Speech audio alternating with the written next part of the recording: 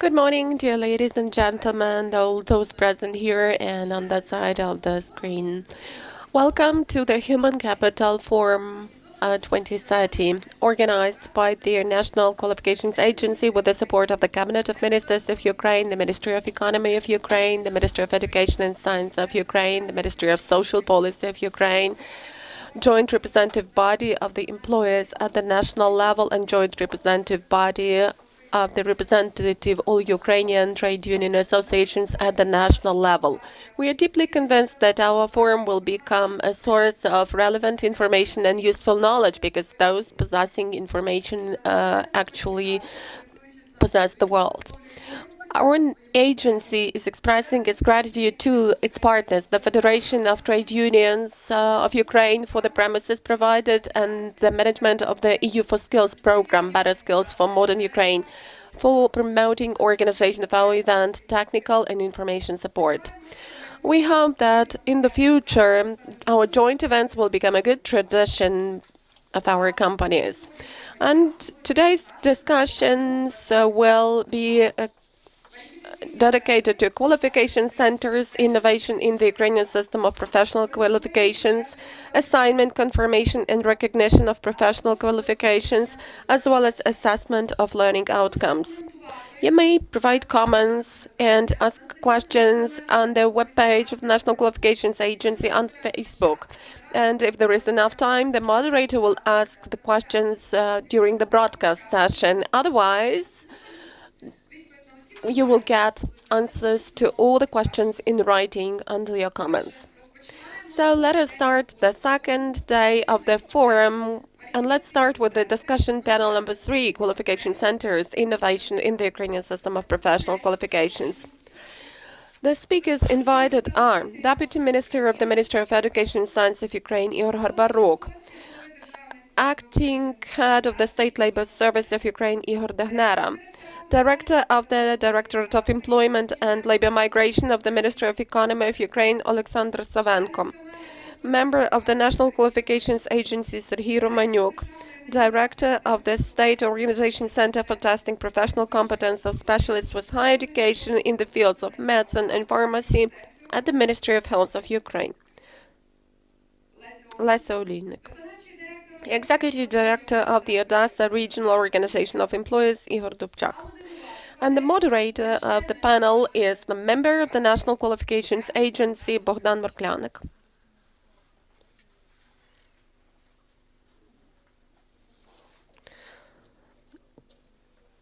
Good morning, dear colleagues. Welcome at the forum, and our today's topic is qualification centers and everything related to the organization of the work of such centers. Let me give the floor to Mr. Ihor Dehnera, acting head of the State Labor Service of Ukraine.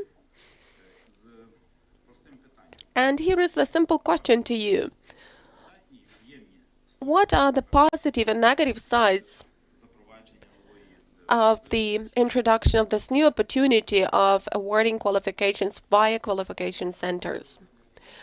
Good morning to everyone. First of all, let me state that for our service, it is of extreme importance to be watching this reform. Though reform of education is not exactly within our field of work and our mandate, but one of the issues is extremely important for us. That is the issue of the innovations introduced in relation to the recognition of the results. And you know, this is approved in the law for informal and non-formal education. Recognition at the level of the law was definitely not enough, and at the end of September, the procedure, the regulation, the procedure of accreditation of qualification centers were approved, and definitely this story may really start being brought into life. But we are interested in inspectors of labor because they have several functions. And the main function is to make inspections, to provide information And acknowledgement of this informal and non-formal education and the issues of recognition of qualifications are important issues. It's important to know how this system functions, and I guess that the efficiency of its functioning depends on the awareness of all the stakeholders, the employers, employees. And it's also important for the state authorities and for the very inspectors, because the function and the right of the inspectors is to go to different enterprises to communicate with employers and employees. And here we have an opportunity to convey this information to all the relevant stakeholders, because we understand that today's labor market has got certain needs that are not satisfied in some working professions, in spite of the fact that there is skilled labor, but there is also the issue of recognition of their qualifications. So I guess that we need a tool for this, right? Yes, and for all this to start functioning, at the beginning of the year, together with the National Qualifications Agency, we conducted a number of workshops for our inspectors, and these were workshops dedicated to the very functioning of the system, of the components which are necessary for its functioning, because our inspectors should also be well aware of the situation, since when they pay their inspection visits, they examine workplaces, they check working conditions, correspondence of qualifications to certain conditions, and this knowledge and these skills are also necessary for our inspectors, for them to realize that here everything is all right, all the conditions are met, and everything corresponds to the legislation. So I guess that this is the step that needs to be made. Maybe it's already too late, but it's better late than never. Therefore, we are always ready to closely cooperate in conveying this information which is necessary for employees and employers, and for the system to function in a high-quality way. Thank you, Ihor. We also have Deputy Minister of the Ministry of Education and Science of Ukraine, Mr. Ihor Harbarumuk, online. Ihor, can you hear us? Please unmute the microphone for the Deputy Minister. There must be some technical problem, right?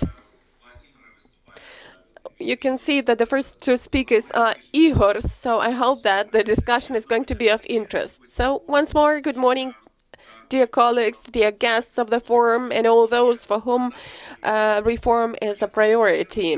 I'm deeply convinced that nobody needs to be convinced that development of the national economy and global economy is important, and human capital is the greatest asset and strategic resource, as well as the advantage in the development of any country of the world. I think that it is knowledge, skills, and abilities that are determined by the legislation as competences are becoming the key factors of progress and the advantages for specific individuals, for every country, and for the whole world.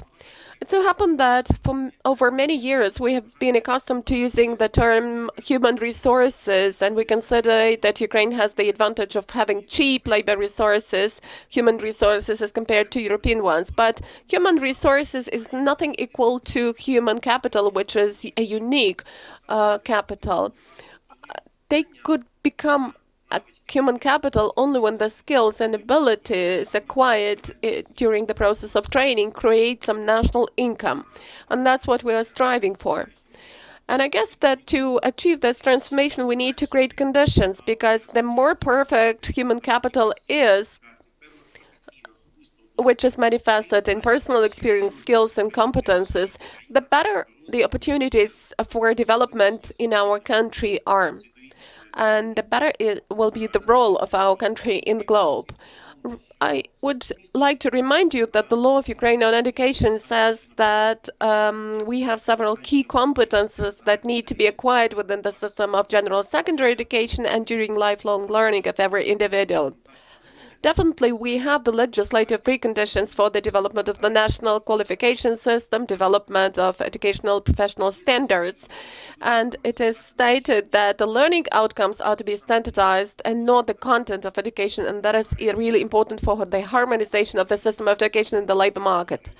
Our ministry, while implementing the education reform jointly with the National Qualifications Agency, is trying to build the system of education of the results of studying and learning outcomes on the basis of transparency and comprehensiveness. And the government has already approved the regulation for accreditation for assessment and has already approved the typical regulation, which means that there are already opportunities in place for all those willing to confirm their full or partial professional qualifications and to take their place in the labor market with self-development opportunities and with decent salary. Establishment of the qualification centers is the innovation in our system, which is now being developed, and it should be stated that professional qualifications, their assessment and recognition is an absolutely integral part of the system of vocational education, which is a supply of qualified and skilled labor for the labor market of Ukraine. You can see that I'm not using the professional and vocational education, the term which we used, but I'm using the term vocational education. So that institutions over the recent period of time have fully confirmed their capacity to work following the requirements set by employers. And let me indicate that cooperation with employers in the field of vocational education is the most active. And therefore, that institutions have confirmed that they can really train students following professional standards that have been developed following European requirements. They can also create their educational space close to real working conditions. They are capable of improving their inventory base. And starting with 2016, we launched the upgrading of the inventory basis of that institutions at the state expense. And this funding is provided for the establishment of the educational and practical centers. And that's why over the recent couple of years, the government of Ukraine has allocated 500 million hryvnias on this. In particular, in 2020, we had 100 millions. This year, we have 150 millions, and next year, we're supposed to allocate 250 millions. So this shows some positive dynamics. And again, let me state that this has yielded certain results. We have established 198 educational and practical centers, and in this year, we still intend to establish 61 more centers for agriculture, for servicing, transport, engineering, so all the directions which are currently relevant and necessary. That's why, since the ministry is in charge of vocational education, I would like to point it out that institutions have really proven their full capacity to involve skilled foremen and to create conditions for the improvement of qualifications of absolutely all the teaching staff members who keep undergoing different trainings in digital, media, multimedia content and skills.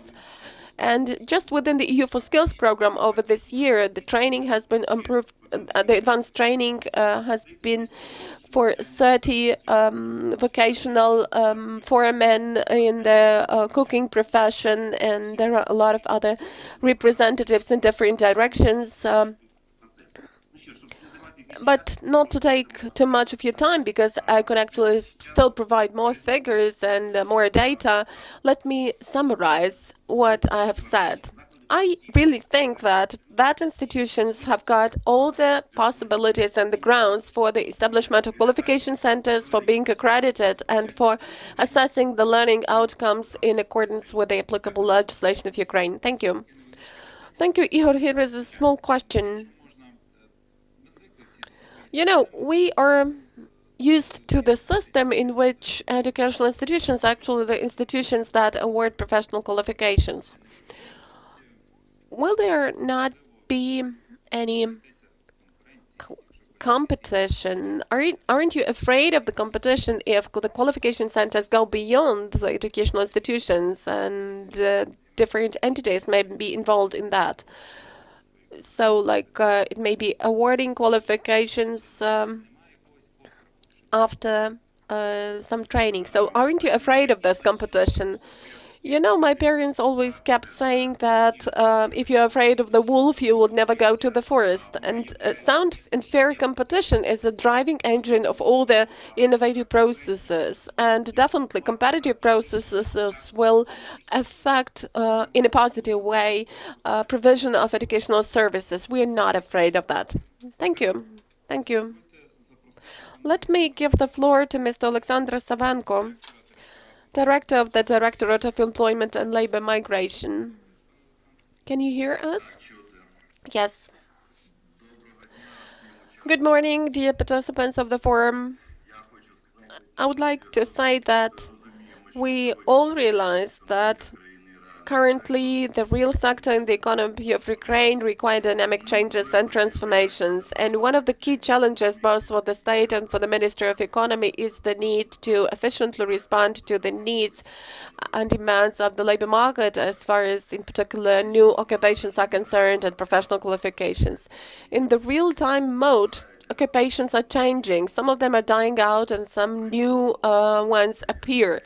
For example, it's like three alternative currencies. You know, 10 years ago, we didn't even know what alternative currencies stand for, but now it's our reality. And it can also be said that the managers of space tourism, I guess that this could happen in the nearest future, and we need to think it over. But here arises also the question concerning the speed of our response in the field of education. How quickly could a specialist get the required document about the level of professional qualifications? With our modern dynamics, quite often there is a lack of time for the classical path to be taken, and it has already been mentioned that the answer to this problem could be provided by the establishment of the qualification centers, which is a good tool for the real sector of economy. It presupposes no red tape and a shorter period of time within which the labor market will get the mechanism for recognition of qualifications. And also, qualification centers will allow the training centers of large enterprises that will be accredited to issue certificates about their awarded and recognized professional qualifications. And in the real-time mode, every market player will have a chance to check the validity of the certificate on the page of the National Qualifications Agency. One more advantage of the qualification centers is the independent nature of evaluation and award of professional qualifications following occupational standards. And this aims to revive trust in such certificates. Also, I would like to point out another opportunity provided by qualification centers, which is recognition of the professional qualifications obtained abroad. You know that the procedure for recognition of professional qualifications acquired abroad has already been approved in Ukraine. And due to this, favorable conditions have been created for employment of Ukrainian migrants and foreigners and refugees and people without citizenship. This is an important step for the economy, in particular in the conditions of Euro integration and globalization processes. But for this process to function really efficiently, we need to coordinate our documents with international standards. We all realize that a really important aspect in this work is permanent analysis of the labor market, the study of the needs of employers for professional qualifications. And I would like to point it out that the Ministry of Economy, jointly with the project Inclusive Labor Market, has started working at the introduction of the information system of the labor market that will become an effective tool of analysis of the labor market, both the national and the regional ones. We have conducted a number of meetings with different ministries and organizations that can provide the required information for such analysis. And currently, we are in the process of coordinating the number of indicators and descriptors, and I guess that in the nearest future, we will already be able to introduce the system, and the system will provide an opportunity to analyze the development of the labor markets both regionally and nationally. Additionally to that, we all appreciate there is another important tool for development of the national qualification system, which is development of occupational standards, as well as their alignment with the education system. As of today, the Ministry of Economy has endorsed 182 occupational standards, and their practical application will sustain the quality of labor as well as better management of human resources and provide for better competitive advantage of the employees. Another important type of activity started by the Ministry of Economy is harmonization of the Ukrainian classifier with ISCO Z.8. As of today, we have the intersectoral working group convened for designing the classifier, and the respective draft resolution by the government is undergoing the reconciliation with different counterparts, and I believe that in the nearest future the official resolution will be endorsed by the Cabinet of Ministers. But even before convening that working group, we started a round of consultations with the experts from the International Labour Organization, and also we have initiated some activities associated with designing the structure of the new classifier to make sure that it's compatible with international standards. We are confident that these activities, as well as performance of comprehensive analysis in the labor market, and as well as activities associated with the classifier and occupational standards, will sustain development of the national qualification system and its further harmonization with international standards. Dear Alexander, thank you, but could you also elaborate in greater detail about the national classifier, which currently contains more than 9,000 entries, while the number of occupational standards is comparatively small, 182. And this seems to be a bottleneck for the qualification centers, because they'll be able to assign the qualifications only against those occupations which are supported by the respective standards. Last year, Ministry of Education performed colossal amount of work in terms of developing the standards for the faculty staff. But what would be your opinion? How realistic is increase of the number of such standards, and how to intensify this work? Well, the interest of doing so is very high. We receive lots of applications and submissions for development of occupational standards, but the fact is that we cannot provide any executive order to launch development of each and every occupational standard to different agencies and institutions, because that would be a wrong thing to follow. There is the Strategy 2030, under which many ministries and public agencies are already approaching closely development of occupational standards in different sectors. So we believe that this should be a naturally evolving process, and with the interest of the employers rising to better manage this sector, I believe that the efforts will be intensified respectively. Also, let me outline that this should be closely linked in terms of performance with the education center, because if employers can see that there is an occupational standard endorsed, well, education and training is done fully in compliance with that standard, thus generating the new well-qualified labor force of respective quality, then definitely the training will speed up. Thank you so much, dear colleagues. As we appreciate, the qualification centers are about to start their functioning, but we do already have some experience which manifests similar kind of activities, and we're happy to welcome Madam Olinik, who's director of the Public Organization Center for Testing Professional Competencies of the experts possessing higher education in medicine and pharmacy operations under the Ministry of Healthcare. Madam Olesya, can you share some of your experience? Based on the background you have collected from your current operations, what would be your considerations in this respect? Well, thank you and warmest greetings to the esteemed members of the forum. First of all, let me start by thanking you for paying so much attention to such an important subject matter as the qualification examination and testing. I do remember about 20 years ago the Testing Center for Professional Competencies in the field of higher education sector in medicine and healthcare was established because we all appreciate that human life and human health are the ultimate values that we should cherish. And based on the quality of respective health and life, we are determining the overall life quality indicators. And having the respective testing and evaluation service is an incremental element, because when it comes to diagnostics of the quality of education via the perspective of the modern medicine applications, with the Minister of Healthcare being the centerpiece of their respective expertise.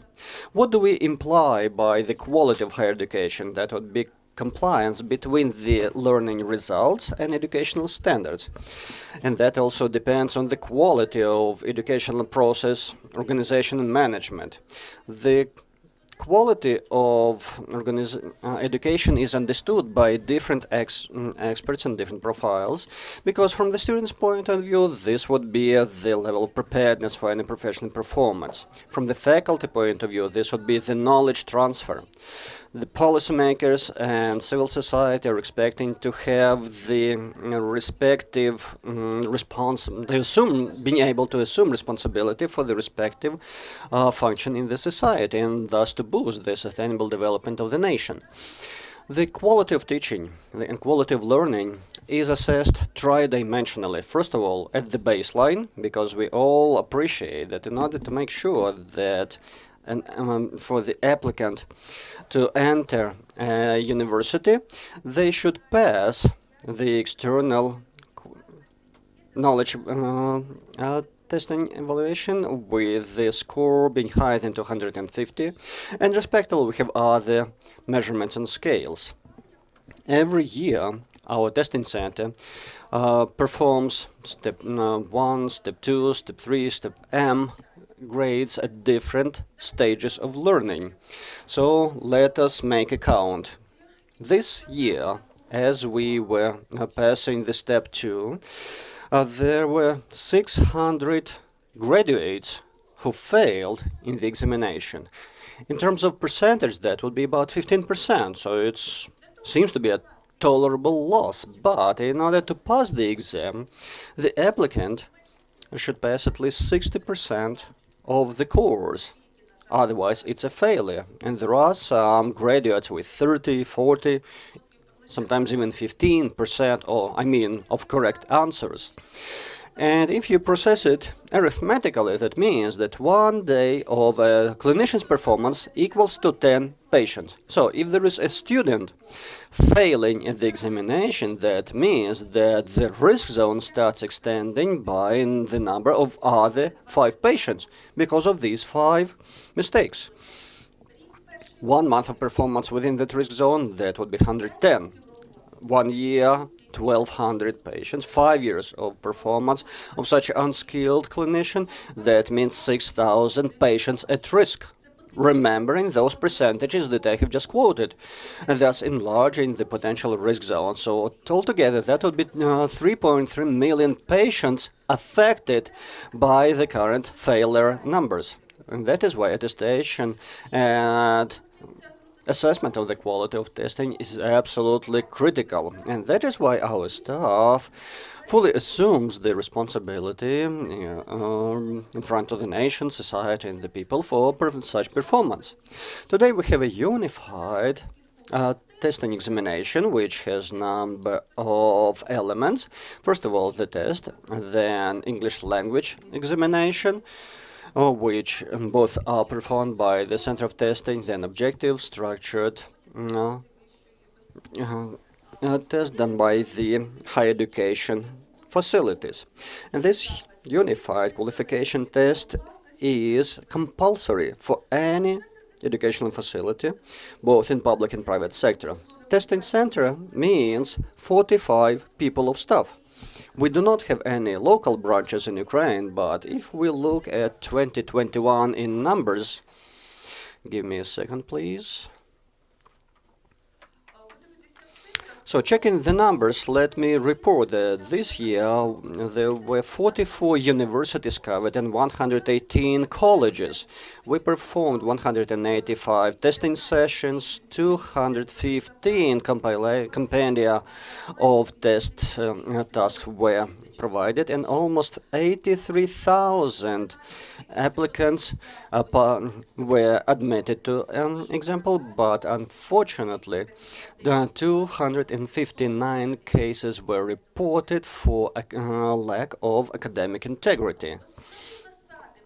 Looking into the key fundamentals of performing the unified qualification exam, that would be objectivity, compulsory nature, independence, and unbiasedness, integration into international and Ukrainian educational space, and zero tolerance to lack of academic integrity.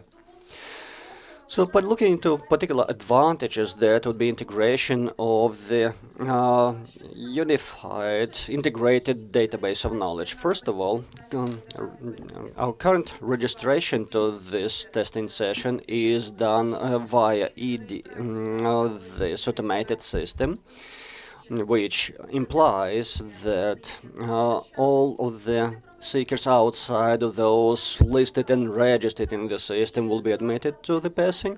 Then the results will be automatically downloaded, and the education facility cannot produce a graduation diploma to the name of the person who hasn't passed.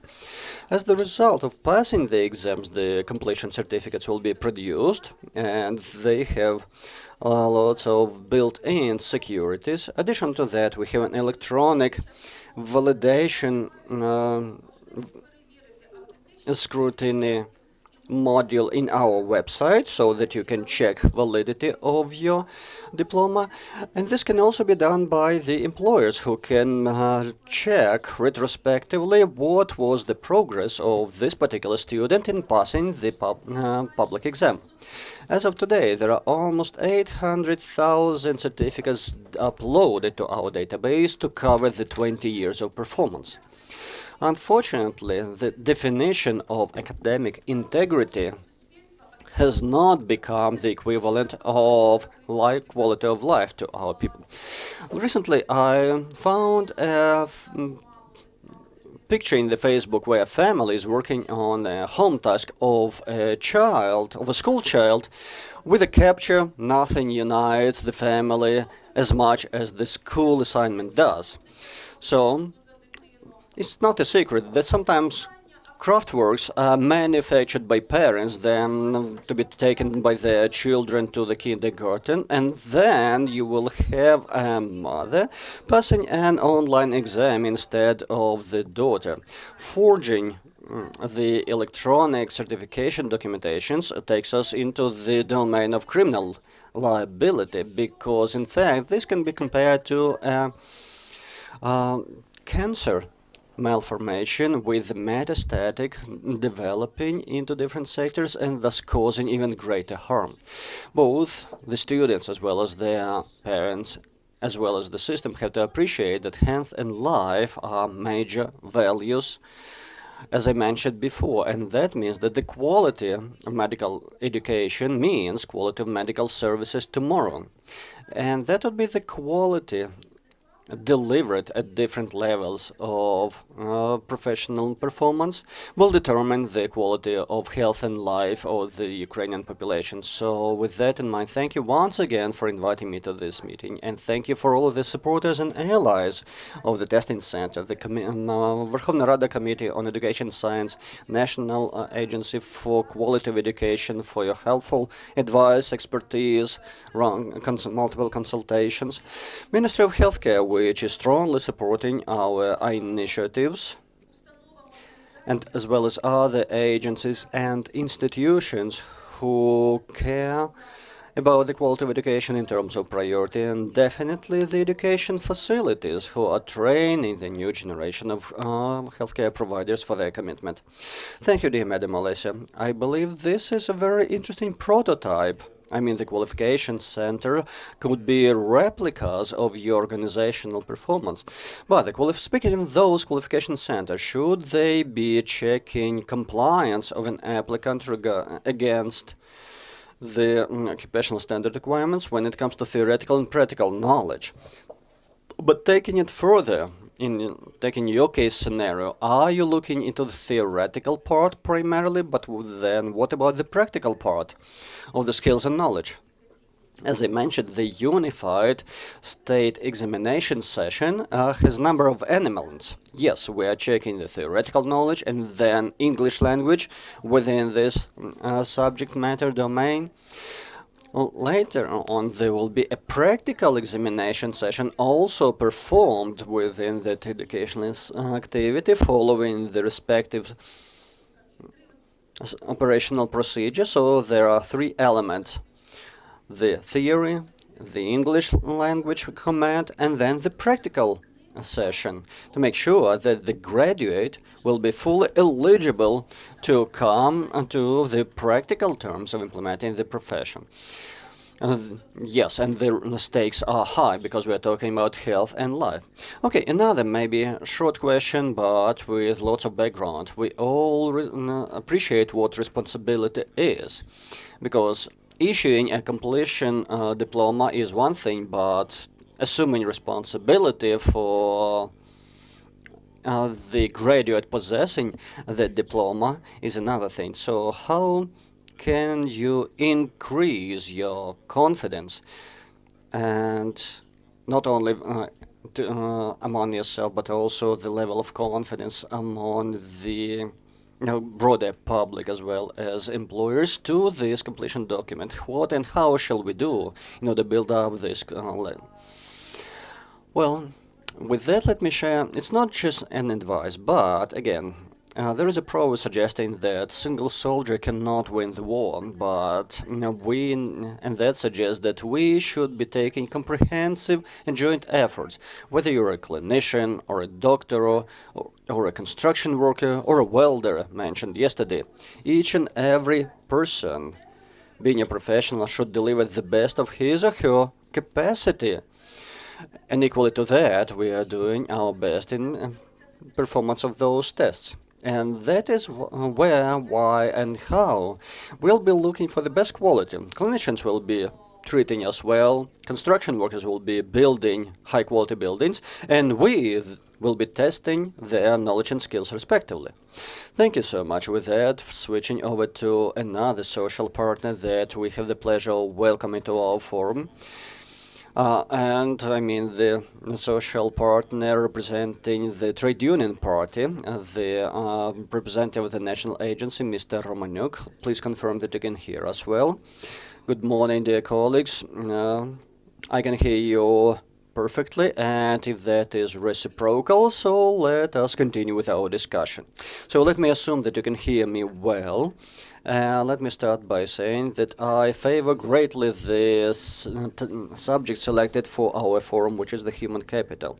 Because indeed, human resources are the major asset. That is the conventional proverb that we would be using professionally in our field of performance, but now it's converted to human capital. But let us better understand who is building up that capital. Yes, it all starts with the education system, which then develops quite intensively and rapidly. But the fact is that the current system of education, including the preschool, secondary, vocational education aspect, and then higher education, cannot build this capital comprehensively, because the knowledge to be covered is intensively developing, and that definitely determines the importance of lifelong learning. And that's where and why the National Qualifications Agency is launching this initiative with the qualification centers, because even if there is a carrier of any skills and possessions who have learned some qualifications in an education facility, sooner or later they will have to validate validate the current command. But let me continue my discussion about something different, particularly about the basic starting cycle of learning. We would like to have a high quality education. And today, the system of education goes through major transformation. We are changing the paradigm fundamental approaches in the education system because almost each and every student may have and can have an individual learning curve where different learning and education providers can be offering their service. But let's look at the inventory and assets. Speaking of the secondary school teachers, first of all, we are talking about the minimum salary rates, 1.5, possibly 2 minimum salary rates. Higher education, that would be a bit higher, 2.5 to 3.5 respectively. Do I really trust in the power of qualification centers? Yes, I do. I want the system to develop further, and let me explain why. The occupations that will be awarded by the qualification centers will be recognized in other countries, since the current system already presupposes mutual recognition. And you know that just this year, 160 million of Ukrainians have gone abroad to earn their living, not having highly paid jobs. But according to the state statistics data, even in 2019, $12 billion were transferred to Ukraine. And that doesn't mean that all the earnings were transferred, just the money put aside, saved money. So, in fact, it's a very large amount of money. If you have a look at the macro indicators and the budget for 2022, you will see that their salary fund for their whole of Ukraine will be 1.2, it seems to me, billion. Yeah, 1.2, sorry, trillion hryvnias and 370 billion, which means that 1/4 of the money has been transferred by those migrants who went abroad. And that is just 1 million of people, and you know how many millions of employees we have in Ukraine. So let's hope that this openness and transparency will make our employees raise the salaries for our staff, and that will enable us to develop the human capital we are now talking about. Because it's only a person who is a self-sufficient one will manage to fulfill his or her capacity at the maximal level possible. And I really believe in this. I support this idea. And I've listened to the discussions. And, you know, really, healthcare, the doctor's mistake stands for the loss of health of a certain human being. The mistake of the teacher means a distorted soul of a human being for all life long. That's why education faces a great responsibility. And it would be great if businesses and the state also undertook this responsibility in order to ensure good living standard for people in Ukraine, just in order to stop migration processes, because then we could really manage to develop as Ukrainian to build our own state. Thank you. Thanks a lot for an interesting point of view. And maybe I will ask Mr. Igor Harbarok. You know, Igor, we have huge distortions in the system. There are some cases when educational institutions, and that's already the problem, there is a problem online voiced. So sometimes professional qualifications are awarded. So if we speak about the qualification centers for colleges, for vocational schools, so will there be any specific package documents for well, you know that qualification centers will award qualifications not only to students of colleges and vocational colleges. Any applicant may actually be awarded the qualifications and be provided this service on a free of charge or paid basis. So what is your point of view, Igor? Or probably you haven't heard the question. Well, if not, then let me try to answer. Yeah, Bogdan, let me have a couple of words. That may happen within the autonomy of the educational institution. You approve your estimates, you develop your own list of staff members, and if you can see that there is some economic expediency in this, you can reformat your list of staff members in the way for you to really have a qualification center affiliated to your education institution. As far as the advantages of qualification centers are concerned, they are supposed to be understood in the nearest future because the qualifications awarded by some qualification centers will be recognized abroad, and of course that is a real advantage. Thank you.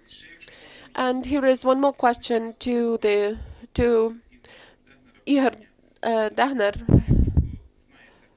You know perfectly well what the actual situation in the labor market is, and your inspectors know that we lack some qualifications, and there is a need for specific skilled labor in specific occupations. So, do you see any opportunity for joint work with qualification centers that will be established?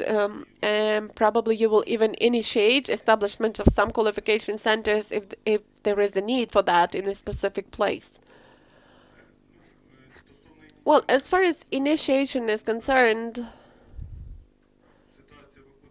I think that this is not within the mandate of our service, but as far as the overall situation in the labor market is concerned, definitely our inspectors are present on a daily basis in the workplaces. They see what the problems are, and unfortunately, we also face a great problem in this direction related not just to confirmation of qualifications, because this is just one minor aspect of the whole range of problems, but we need to recognize that we also face a substantial problem with declaring of labor relationship, because in case of undeclared labor relationship, we can't speak about qualifications and about recognition. And one of the speakers has mentioned today that this is one of the elements causing people to leave Ukraine, because they are not only going for salary,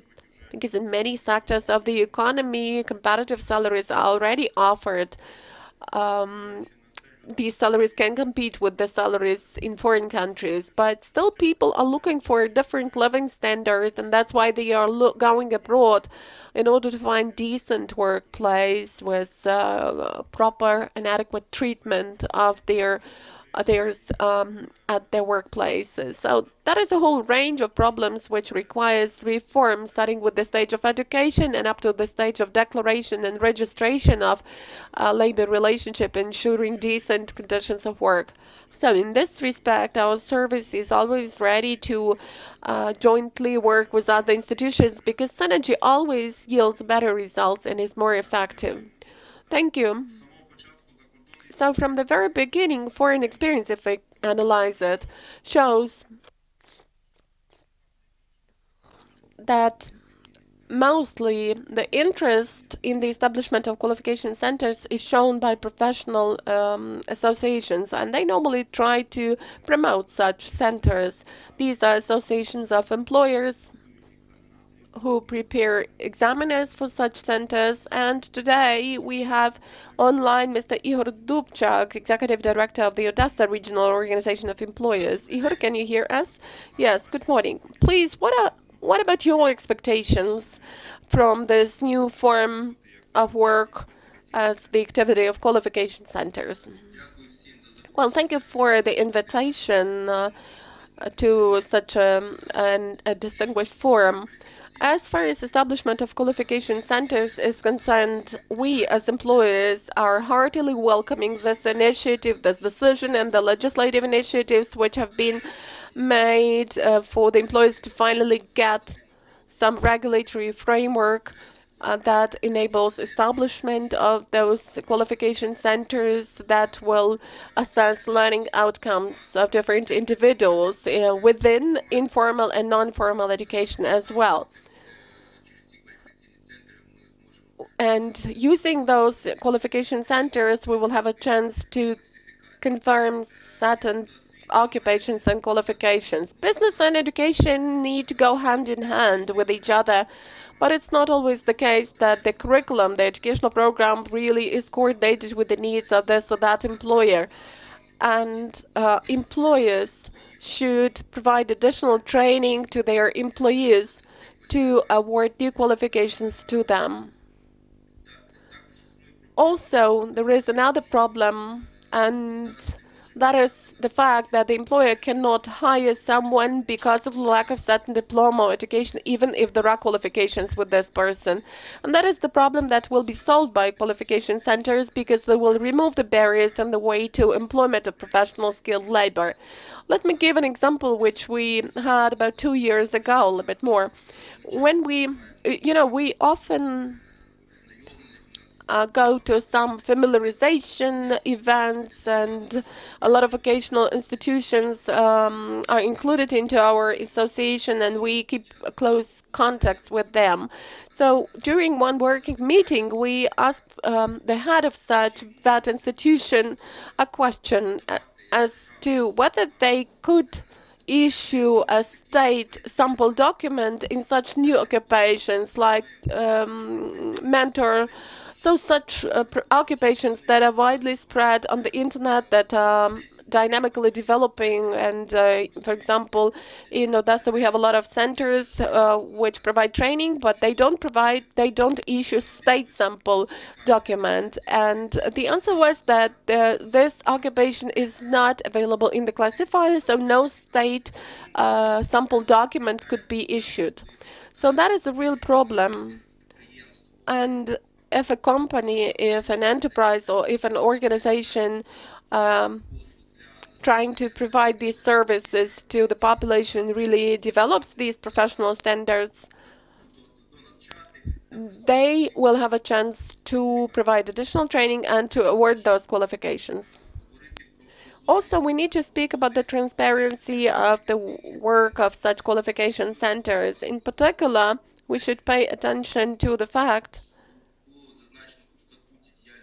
that in the charter of companies, there must be a mention that the qualification center may be created within a certain company, and qualifications may be awarded. That should be indicated in the charter. Let me share our experience. We also one of our companies also intends to establish a qualification center, and now we are arranging the issue of developing the testing items for those who are going to confirm their qualifications, because there must be close connection between educators and employers. The educators have their point of view. One employer has his own vision of like test items for restaurants, and quite a different level of these test items for some trained cooks or chefs. And that is also a problem. That's why we need to get some guidance, to get some exemplary test items that will be coordinated with the employers. Ihor, let me comment what you say. You have mentioned that educational institutions do not train skilled or qualified labor. They don't provide sufficient professional or educational qualifications for a person to be a success in his or her workplace. But on the other hand, you claim that professional standards must be developed for those educational institutions. And are you, as the employers, ready to organize a kind of a workshop in a certain occupation, and this workshop could develop the professional standard for the training to be provided within that institution? So let me answer the question. Today, it has already been mentioned that currently we don't have many professional standards in place. Only 182 professional standards. The classifier of occupations includes 9,000 occupations. And employers, as businessmen, cannot do this independently. That's true. They could develop a guidance, the base for the professional standard. But it's only through the combination of the efforts of educators and businessmen that this could be achieved. Uh, Let me show our example, the same example, but from a different aspect. It's not about professional standard. You know, recently we had a meeting with the teachers of one of that institutions, and we started discussing test items, development of test items for cooks, for the fourth, fifth, and sixth categories. And that was one of the range of topics, whether we should have the national qualifications or some categories of technical stuff. And the professional standards, we have to use the national qualifications framework, while that institution teachers are still accustomed to the system of categories that we used to have, like from the first to the sixth category, for example. So we started determining the framework, the guidance, where you need to understand whether the person has passed or has failed. And this guidance was provided by business, and it could be provided by business. But as far as content is concerned and the skills are concerned, I guess that the educators are responsible for this. And this is one of the problems, that we don't have many professional standards. Of course, we need to change the situation. You know, Ihor, today is the second day of our forum. And yesterday, some interesting practices were voiced when employers develop some 30 professional standards. I know one of the associations of employers, and they understand that nobody will do this job for them. And really, this lack of coordination and this gap could be overcome, because if there is a professional standard, the requirements of the professional standards could then be reflected in the educational program, and everything will be fine. If we don't understand this, by we, I mean the real economy sector doesn't understand this, if the educational institutions don't understand it, there will be some tools that will quickly bring this all into conformity. And you have mentioned that you are a member of this national system. Maybe we need to start this work in some specific types of economic activity. It's no easy job. And here is another practice, another case from the Cultural Fund. There is a public organization which is a charity foundation, if I'm not mistaken, and they launched development of 30 professional standards in the field of culture. This is a tedious procedure, and that may last for a year, but if we started doing it today, we will have a set result in a year's time. Yes, and we're now talking about the establishment of qualification centers, so let me share our experience. In July, we, together with the National Qualifications Agency, held a forum on qualification centers, because it was the first time when we came to know about this notion. And we started preparation of the qualification center establishment, and then we understood that we don't have professional standards, we lack some other items. Now we know this, but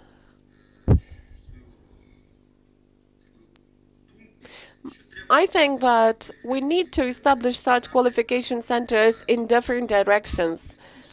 We took the tourist industry as their basis. Here we take different professions like a cook, chef, and other ones, cleaning lady.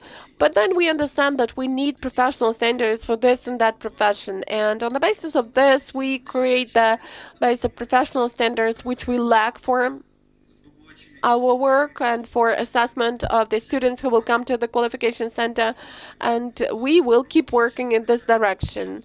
I understand that, let's say, metallurgists will take their direction related to metallurgy, and they will deal with the creation of professional standards in that range of topics, and that is natural, and this is good.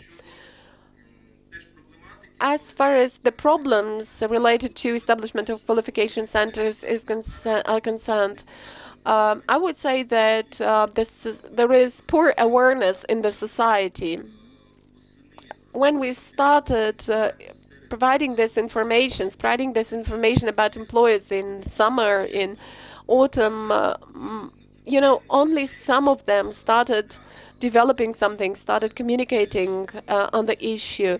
But of course, we need some transformations and shifts because business is counting everything, counting all the money. And in order to invest something, you need to do the calculations. And this is also one of the problems. The problem of understanding the pricing of the services to be provided by qualification centers and to understand how well they will be developing human capital both for a specific business and for the economy. If we speak about a separate qualification center which is not affiliated to a certain enterprise or company. Yes, dear Mr. Igor, just to follow up with your comments, we performed a survey, and it still continues during our forum, the Forum Human Capital 2030, and 41% of respondents of the participants who participated in this forum, I mean the subscribers and viewers of our forum, manifest that they do know what the qualification centers are. So this is just some background figure about to certify that there is knowledge around. On the other hand, let me also make an offer. If you would like to have a masterclass or conduct a masterclass on development of a professional standard, occupational standard, then we would be fully prepared to deliver such masterclass in order to provide step-by-step instructions and guidance how to approach and how to develop an occupational standards. Because otherwise it would be unrealistic to expect that the occupational standards will be developed. And that's exactly why we decided to select another pathway. At the moment we are using those standards which have been endorsed already. And later on, once we start full-scale operations, we'll be developing additional standards that will be associated with the domain of performance of individual qualification centers. This year, we have already implemented one big-scale forum. It was a two-day event in Odessa with your participation, and I hope that next year we will have the second forum as well. So let us invite the National Qualification Agency and other stakeholders to visit Odessa next year as well. And this time we can start making some summary about our initial achievements and pulling together some of the first-line knowledge about the establishment and performance of those qualification centers. Thank you, and let me follow up with a question which was suggested by some of our participants online. Can education facilities serve as qualification centers? Well, technically, yes. Any legal entity can be promoted to a qualification center. Now, the question is, can you assess the professional qualifications without having standards? Definitely not. These come together. Another question, what about qualification assignment in professions which require special equipment? Where will qualification centers obtain such equipment?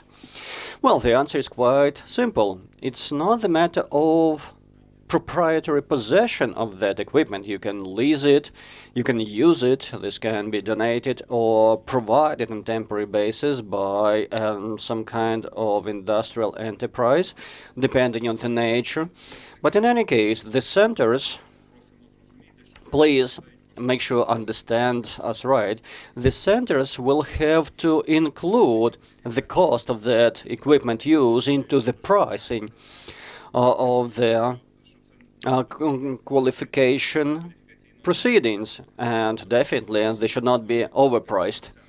Who makes decision about establishment of the qualification centers and what are the grounds?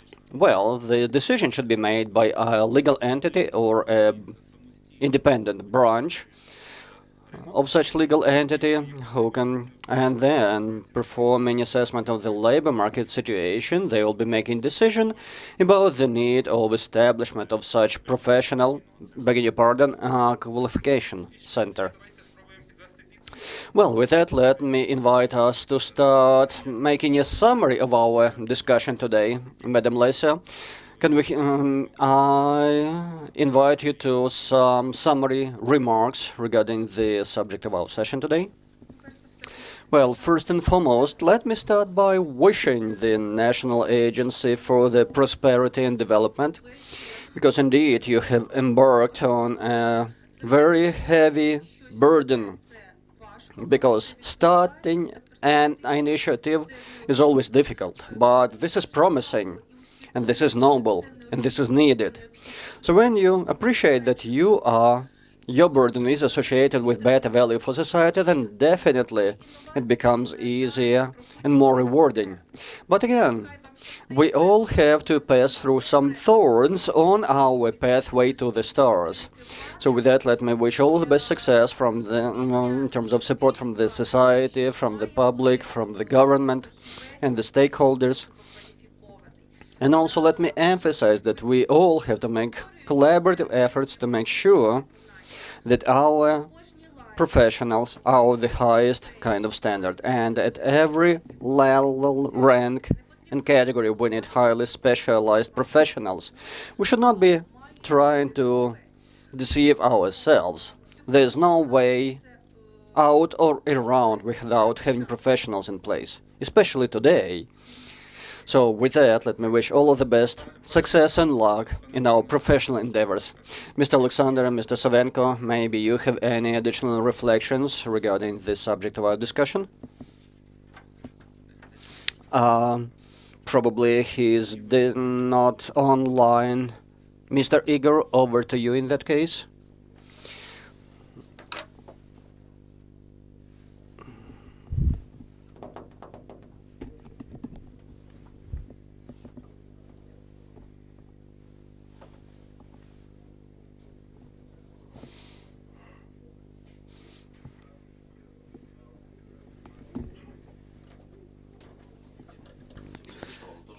So we are ready to join in the process, and we really understand that we need to create the standards, Для того, щоб створити стандарт роботи the standard of work. професії інспектора. So again, we have to remember about the Labor Inspectors Institute and also look into the validity and compliance to scrutinize the knowledge, skills, experience and competency. So we, on our behalf, will definitely make use of the opportunity which is now being provided by the current legislation. Maybe this will produce some best samples to follow. Well, let me also follow up on that, particularly appealing to the qualification centers, the to-be qualification centers. If there is a need, if you are interested, we would be happy to share our experience. Indeed, having 20 years of testing means a lot of experience generated. Yes, we made our mistakes, but we gained our accomplishments. And at the official website of our testing center, you can find every possible contact to reach out to ourselves, and we'll be happy to start our collaboration. Thank you so much, and with that, Mr. Romanuk, can you be invited to suggest some remarks, my dear colleagues? Every person seeking some service expects that the service will be delivered in the best quality. And that is why we believe that the qualification centers can become the security for such high quality of services rendered to each and every citizen of Ukraine. Thank you. Mr. Dubchak, maybe you have any additional observations? Thank you.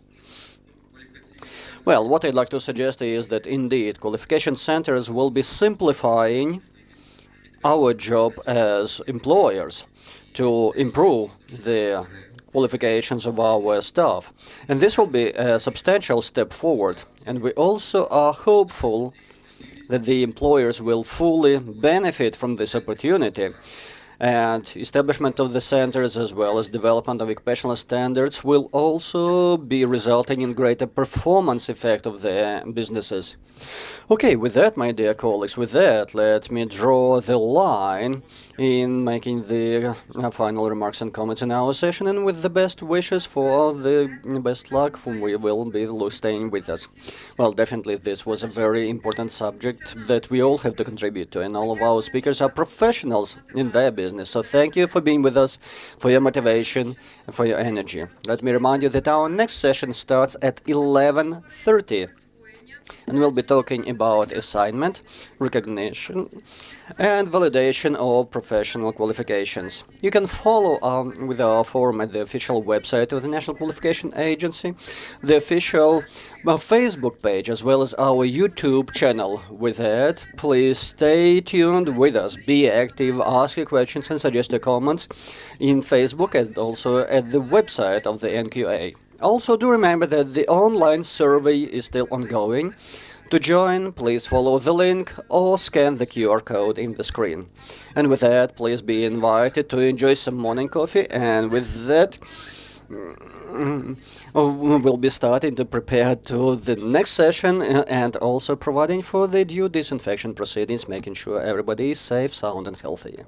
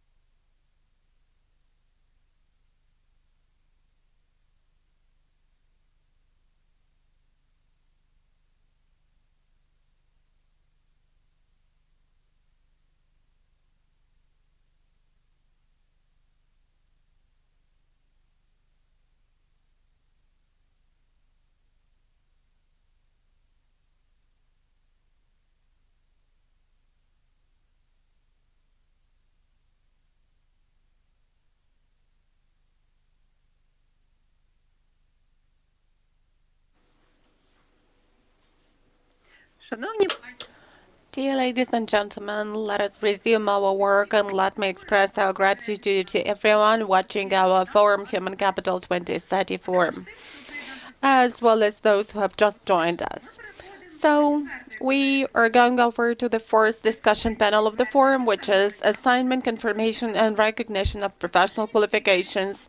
And the speakers invited to the panel are the chairpersons of the Subcommittee on Higher Education of the Verkhovna Rada of Ukraine, Committee on Education, Science and Innovations, Yulia Hryshina, Vice President of the Chamber of Commerce and Industry of Ukraine, Natalia Zabrudska, Senior Specialist of the Operation Department of the European Training Foundation, Arjen Day, Director of the Strategic Development and Labor Market Analysis Department of the State Employment Center, Lyudmila Vasileha, Deputy Chair, First Deputy Minister of Education, Science of Ukraine, Andriy Vitrenko, Deputy Chairperson of the Trade Union of Education and Science of Ukraine on a volunteer basis, Olga Chabanyuk. And the moderators are going to be the members of the National Qualifications Agency, Tatiana Semihina and Yuri Roshkevich.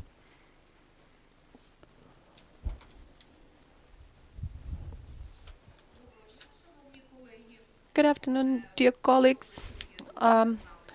All those who are present here offline, who are present online with us. And today, for an hour and a half, we're going to be discussing the issue of awarding, confirming, and recognizing professional qualifications.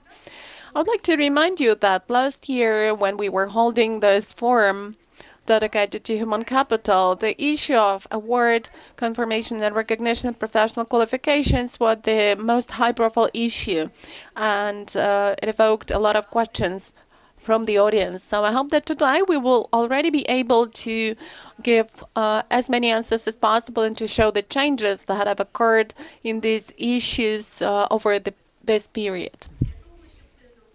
To do this, I would ask my colleagues to show my short presentation with an overview of the current situations and achievements, as well as the changes that have occurred over the recent year.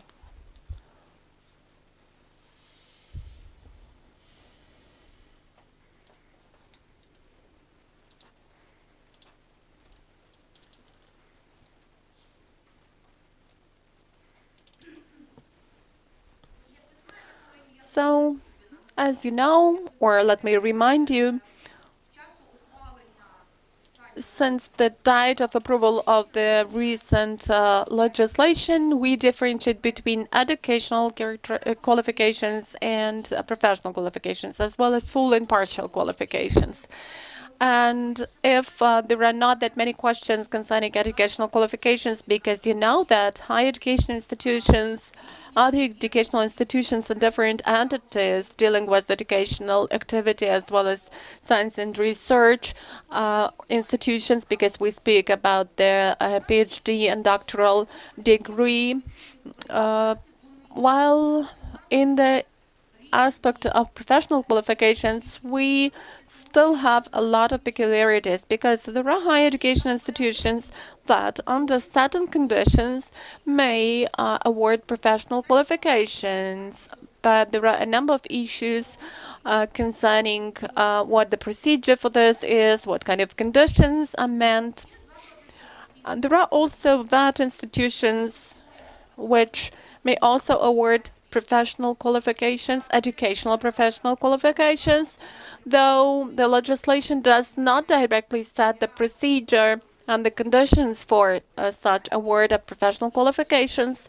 And there are also some other entities related to the field of educational activity awarding professional qualifications, but at the same time, we all know that in Ukraine we have a number of certification centers, professional associations, and there is the employment center that also deals with award of professional qualifications, and there is a whole range of entities that deal with the preparation and issue a sort of certificate.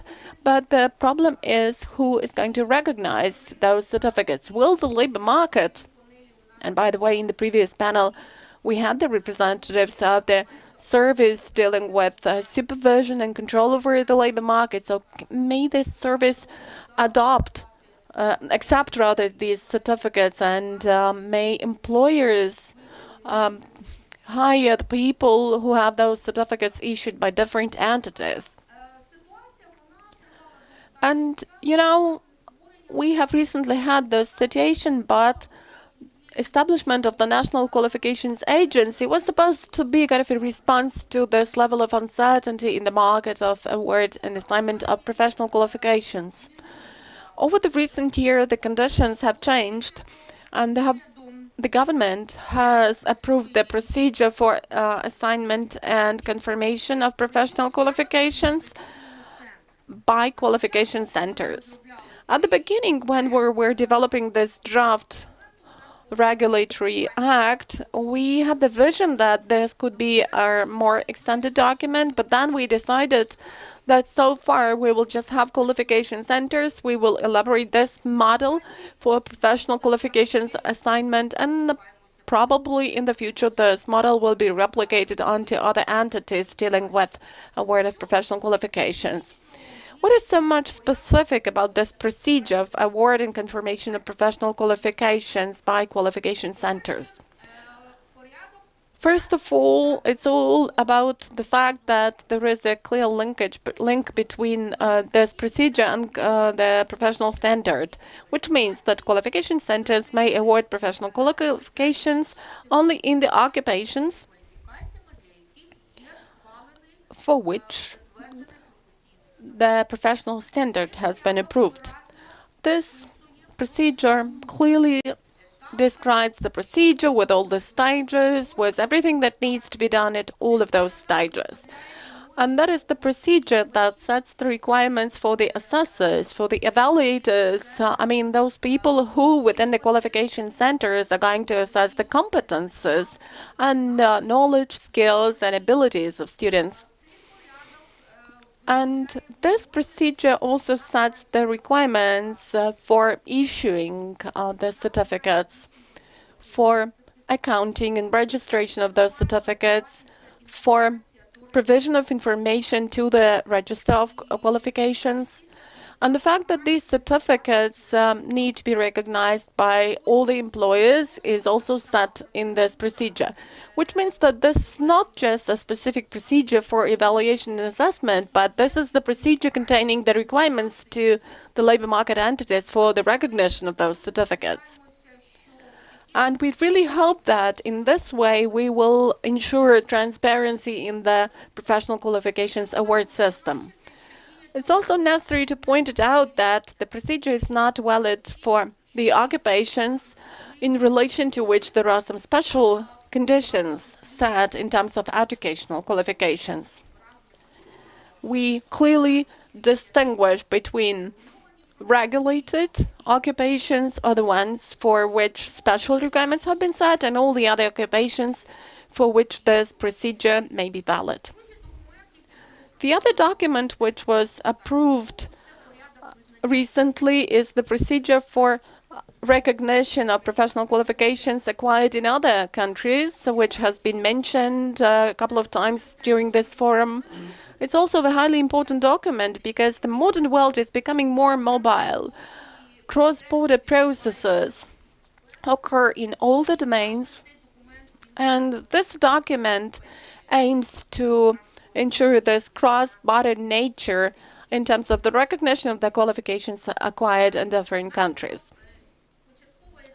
Our initial idea was for this document to be also clearly linked to the professional standard, but since so far we don't have that many professional standards, we passed a compromise decision that in case there is no professional standard in a certain occupation, recognition may be based on the qualification characteristics. This document describes the clear procedure for recognition of qualifications. There are no requirements for the evaluators, but there is a list of documents and the requirements for the documents that need to be submitted by the candidate, by the applicant, for his qualifications to be recognized. Also, it presupposes accounting of certificates and the duty to provide information to the Register of Qualifications, and the certificates that will be issued also need to be recognized by all the employers And this will also ensure transparency in the qualification systems, which we have been talking about during this forum, because the modern qualification system should not just be comprehensive, but should also be transparent. Here are the key things that we see. But there are also certain issues that will arise in the future as the National Qualifications Agency thinks. Now we are just regulating the issue of qualification centers, but there are still other entities dealing with award of professional qualifications left. And there are some other aspects which are not covered by these two documents. That's why we understand that this procedure of award of professional qualifications must be harmonized. And there must be the procedure of recognition of professional qualifications obtained abroad, which would also be applied by different entities awarding qualifications. Then the register of qualifications must function on a full-fledged basis, and that must all be based on professional standards, where professional standards must clearly be linked to the national qualifications frameworks, sectoral qualifications frameworks, the classifier of occupations or the register of occupations. And only if we take the whole integrity of those measures, we will be able to ensure a harmonized and transparent system of the award and recognition of professional qualifications. So there is a room for discussion as to how we could make the system function in the most effective way for people's sake, for the benefit of the labor market. What experience we now have, what European experience we could further use to build this structural model, really functioning model for Ukraine.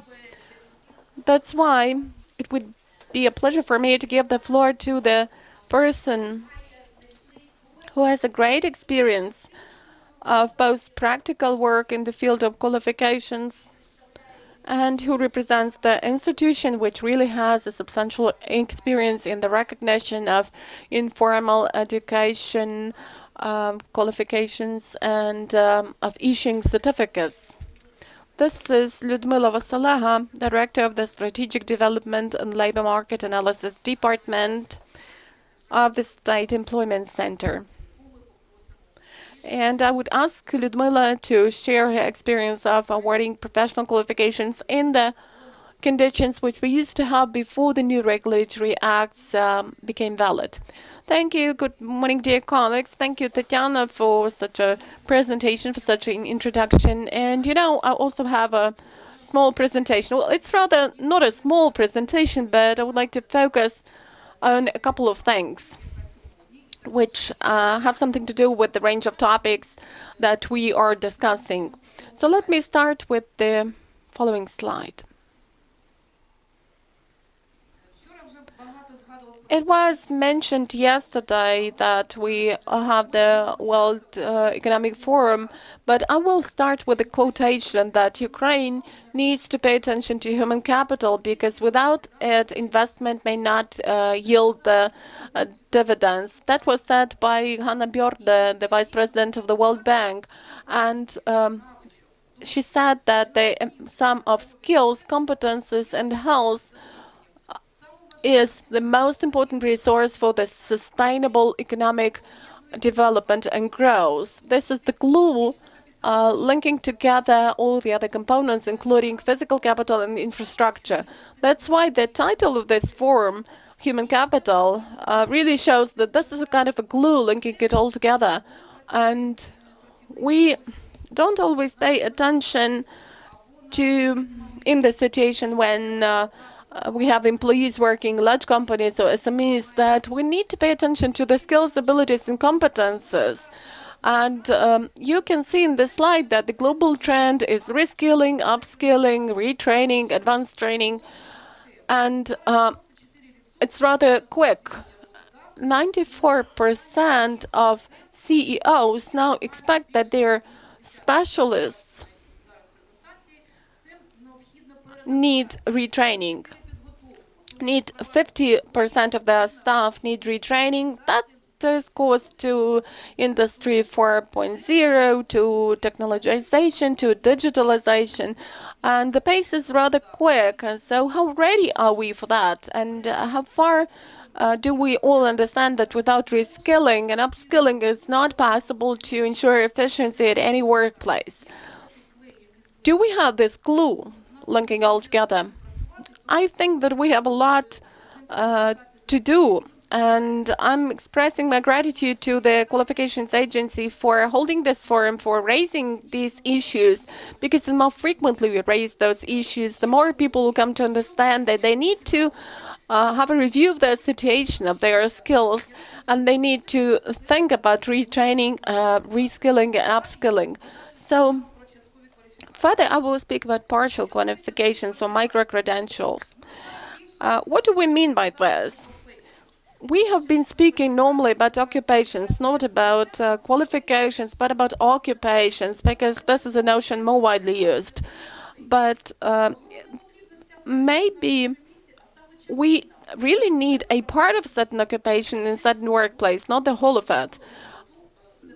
Because why do I need to get full qualifications? Why do we need the partial qualifications? Because the training programs are short-term and flexible, and the employees don't have to wait for a year, for 2 years, or 3 years to get a fully qualified specialist, because this person may get employed very quickly otherwise. And the requirements of the employees concerning the content of training and the period of training are really tough. But how do we understand what the labor market needs? What qualifications should be partial, which ones should be full? Of course, we need some researchers. And let me inform you that we are now holding 2 surveys, 2 researchers, to understand what micro-credentials, what partial qualifications are necessary. Of course, we need to ask the employers. Besides official statistics about the labor market, we need to make the forecast of skills. And our first survey is the Project EU for Skills, and 10 regions have been the subject to this survey over this year. Almost 13,000 businessmen and more than 15,000 graduates concerning what professions and occupations are obsolete, which ones are in demand, what skills are in demand, where we need those partial qualifications. And besides that, we have had a lot of focus group meetings, and we asked the branches represented to different regions what the employers need there, what her demand is, what automation and digitalization is taking place, and why he cannot get results and perform certain works because he lacks labor with full or partial qualifications. And we already have some conclusions from different regions. Please pay attention to the red color on my slide. These conclusions, some of these conclusions are related to our situation, some of them are not. Have a look at their lack of balance of regional markets, low quality of labor capacity. And this is all about the glue mentioned by the Vice President of the World Bank, that this glue is capital, human capital. Lack of coordination with the market of educational services. Our topics are really relevant, and definitely we have got information about what the demand for different occupations is in those regions, in those 10 regions. And we can see that there are some occupations for which there is a demand in some regions, in most of the regions, and that already shows us what professions are generally in demand. And what does the employers see? Motivational, personal, professional, digital, professionally functional skills. And in the first place, we have the personal motivational characteristics, because a person must really be willing to work, to be flexibly retrained. And of course, a good way out here is partial qualifications, because a person may have several partial qualifications, which mean a short period of time within which a person may gain these characteristics. Also, communicative skills, oral, speaking, written, speech, non-conflict communication, and result orientation, client orientation, because any need in communication is related to people and performance of certain functions, as well as uh, having some motivational and personal characteristics in play. The second project that we are implementing together with the Friedrich Ebert and the FOSCAS, as well as Ministry of Digital Transformation and other public stakeholders, will be looking to the digital skills, digital partial qualifications. And the first sector that we selected would be agriculture. We wanted to see what happens in different regions in Ukraine, not 10 as in the previous project, but across 25 regions. And we also sampled number of big and medium-sized enterprises to understand what we need now. Is it a transformation, a merger of profession? Definitely yes. Do we need the soft skills? Such as responsibility, reliability, creativity, integrity, adaptability, and ability to learn. So definitely different tools suggest different results, which come to the same denominator: flexibility, transformation, and learning capacity. These are the key findings, and again, this requires for the institution of the respective standards. The more so that we appreciate that sometimes the full set of functions is not necessary in a particular kind of occupation or position. So speaking of further partial qualifications, we do have some experience, but we are aiming at further rollout of partial qualification program in terms of training, particularly dealing with the adult population. These are not young people, these are not children, these are not freshness after 9 grades of study, because the adults need to go back into the labor market as soon as possible. And this would be their motivation to get better job, to get better opportunity, to realize their personal and professional capacity. So speaking of the currently available program, first and foremost, that would be energy efficiency. Working together with GIZ, we have 4 initiatives. As you can see, these are associated with the construction, thermal insulation, so the insulator, flat top maintenance, window and door frame setup, upgrade and refurbishment of buildings, and the more so that we have energy efficiency legislation in the Ukraine, and we can provide the partial qualifications. So we have 25 graduates who have acquired these partial qualifications with respect to micro-credentials in the energy efficiency sector based on the 4 training centers in the employment center. We have 11 of them, but 4 of them are licensed to do so, to deliver such training, namely under the partial qualification curriculum.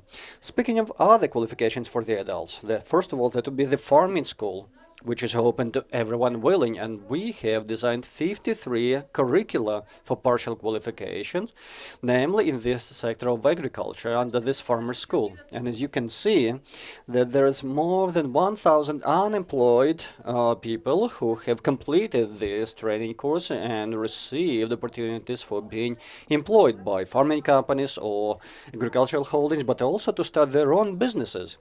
Because we also have free of charge courses for unemployed people, which are covered by the state, which means that each and every citizen who is currently registered as an unemployed individual, definitely this might include some fees to be paid, but they can get their qualification. Now let's go into the digital domain.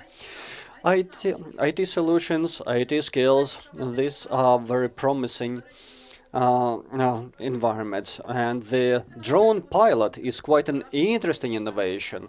And so indeed, this is something which is available in our Odessa center, for example. This was not an occupation, this was partial qualification, but we have more than 30 curricula in 11 of our centers, which is rendered there. 3D desk, 3D architecture, website design and development. And we have a number of people willing to acquire such partial qualifications, because without IT there's hardly any place and in any sector, whether it's steel making or agriculture. So definitely digital skills would be a must. So these partial qualifications also have to be rolled out. Speaking of the dual education, this was not covered extensively so far, but I'm a great fan of dual form of education, the more so that I possess quite substantial part of personal background, especially when talking about the enterprise environment when they can intensify their HR capacity. Also, we have the dual type of education in the public sector, which also fits perfectly the partial qualifications, and that is where we have covered more than 100 attendees in plumbing and tuning, and also in the agricultural sector. So there are different opportunities. So acquiring partial qualification is an open opportunity at the moment, and there is demand for them. Also, we've been discussing quite extensively and who will be coaching these people, who will be mentoring them.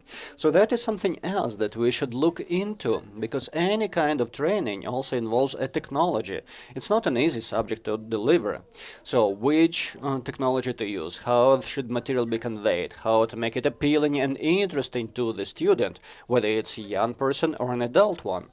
And that's why we have a project about training the mentors and coaches who do not have the coaching qualification at the moment. Because being a trainer, mentor, or a coach also means having the qualification or partial qualification. Yes, there are some standard operational procedures, but and some people believe that everybody who is possessing the knowledge of technology can become a trainer, but in fact it's not. This is a matter of teaching, delivering, conveying, delivering the result, and coaching for that result. So mentorship coaching also should be dealt with professionally, and we need an occupational standard for it, as a matter of fact. I'm definitely convinced. Speaking of entrepreneurship, we have such partial qualification as learning about self-employment. So any young person who at the moment is not well-oriented in this professional world, has not selected its future pathway of career, so they can attend such course of personal business development or self-entrepreneurship. Also, we have a joint program with ILO about development of entrepreneurship for young people at the age of 15 through 24, and our trainers can be conducting such courses in local communities, at schools, at different educational facilities of high rank. And now flipping over the page to qualification centers, I definitely cannot skip that item in discussion, because today we are almost is the key word at the point of producing the respective legislation to provide for accreditation and using our centers of vocational education and training as the hosting sites for qualification centers, because whenever we have professionals who do not have documents validating their skills, they do require that they can deliver this job, but they do have to present to this qualification center to have their qualification validated and confirmed. So we selected a certain number of professions, matching them with the available occupational standards. So today we still have some regulatory proceedings to perform, making sure we're fully compliant with the current legislation to have these centers launched, because in many cases the adult population does not need any additional training, but what they do need is validation of their skills and knowledge already available. And at the moment, we have 3 training centers who can confirm informal education. That would be Rivne, Odessa, as well as the vet school number 33 in the city of Kyiv. So today, the cook is the only profession which can be validated, but we see the numbers of requests rising, and within the recent 5 years, more than 300 individuals, after conducting informal learning, have presented to our centers and validated their qualifications. But this document of recognition is an official document which certifies their full qualifications to that profession. But we also need the partial qualifications to be in place. So looking into the future and what has been done so far to make sure this future arrives close. Well, first and foremost is a thorough understanding of the labor market. We have to better understand what our sectors, what our industries are requiring and forecasting their needs. And that's where the registry of skills would be important. Because yesterday we were discussing the forecasting techniques which might be possible and applicable. But having no registry makes it complicated. We have to offer a menu to the employers for them to select from. And to do so, we need to survey their interests and needs, and again, having it match with some sources which are already available in the state. So we have to bring those two together and make sure this is an annual and standing process. Then dual education, educational centers and qualification centers as part of that. We definitely should rely on the existing modern techniques such as virtual and augmented reality because they present additional techniques and technologies for promoting the occupations which will be appealing to young people and supporting their further enrollment and employment. And of course, learning and training within the public employment service, also including partial qualifications. Speaking of which, as you remember, the farmer school as an example of partial qualification, which is then validated via certification process, because so far we do not have any formal process for this partial type of qualifications, which then be taken further to official recruitment procedure. But that is currently covered by the certification mechanism. And to illustrate that, I have a very interesting video to show, which is interviewing one of the graduates from our farmer school to demonstrate how important this is for the adult people who maybe have lost their leading star somewhere on the pathway of their career development. So how important this is to find this light which will shed the beam into the right direction. And thus they have different opportunities which might be collecting some mailing services, which might be providing them with the glimpses of information, where to go, what to do, and what to learn. But having the registry of qualifications, that would be item number one. What is rendered there is number two, and how to take it into practice via employment or recruitment opportunities number three. Our Polish colleagues, by the way, have a lot to share, and they are focusing on preventive work with people in terms of unemployment to make sure that they do not come or do not cross the line of becoming unemployed. So we have a lot of work to do, but we are on the right path, and I would like to express my partial agreement with some of the yesterday speakers that we do lose some of our human capital, which is unaffordable.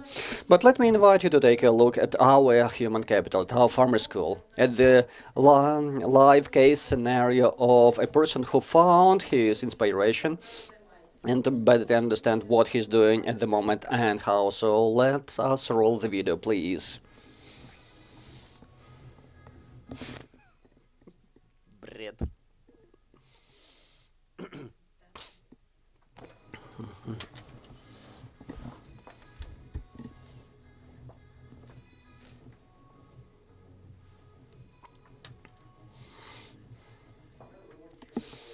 My name is Shurik Valery Borisovich. I used to work as an engineer in a big company, and then I moved to a village. So what is there to do in the village? Planting your vegetables in the garden or doing some orchard? But I decided to start an incubator as an operation. That is something which I did in my household just out of curiosity. But when I presented to the employment center, they wondered if I would be interested in entering their farmer school. So that was interesting. So I participated to some mm, courses. I learned a lot about breeding the poultry, and about 70% of what I heard was something that I knew from self-learning already. But the remaining 30% were really helpful. They provided additional advice and insights what to do and how to do it. So now I have an incubation exercise, and I have the poultry broilers for sale, so that is quite a promising business. So, and frankly speaking, I started looking forward towards the evening hours when the online course would be starting. Again, if you live in a village, you have to work. So at 6 a.m., I'm already up and running. 3 a.m. in the middle of the night, I'm still up and running. So that is hard, but that is rewarding.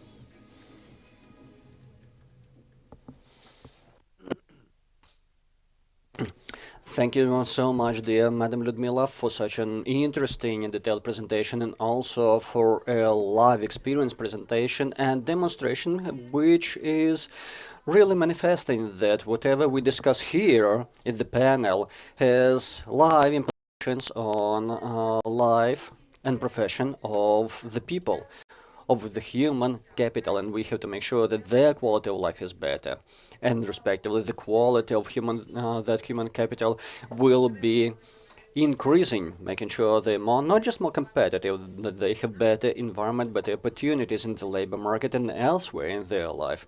So this is very important to make this direct linkage and bondage. Now let me invite us to continue our discussion that we started so successfully at the moment about full and partial qualifications and discussing other modern trends in awarding the qualifications, and invite Mr. Aryan Day from the European Training Foundation. Mr. Aryan has extensive background in the domain of qualification system operations, and yesterday we learned from our colleagues in Brussels that micro-credentials and partial qualifications are highly disputable at the moment. There are different opinions, but nevertheless, now they're being formally recommended by different European institutions. So with that, I'm happy to share a floor with Mr. Aryan. Hopefully we have reliable connection, and I'm certain that you have a lot of interesting information to share with us. Yes, thank you. Thank you very much. I just want to make sure that I seem to hear myself. I'm going to share my screen. I have a presentation. It's going to take about 10 minutes. So I hope you can see it. Yes, we can. Yeah, okay. So what I would like to talk about is about modern trends in qualifications. Now, what is important is that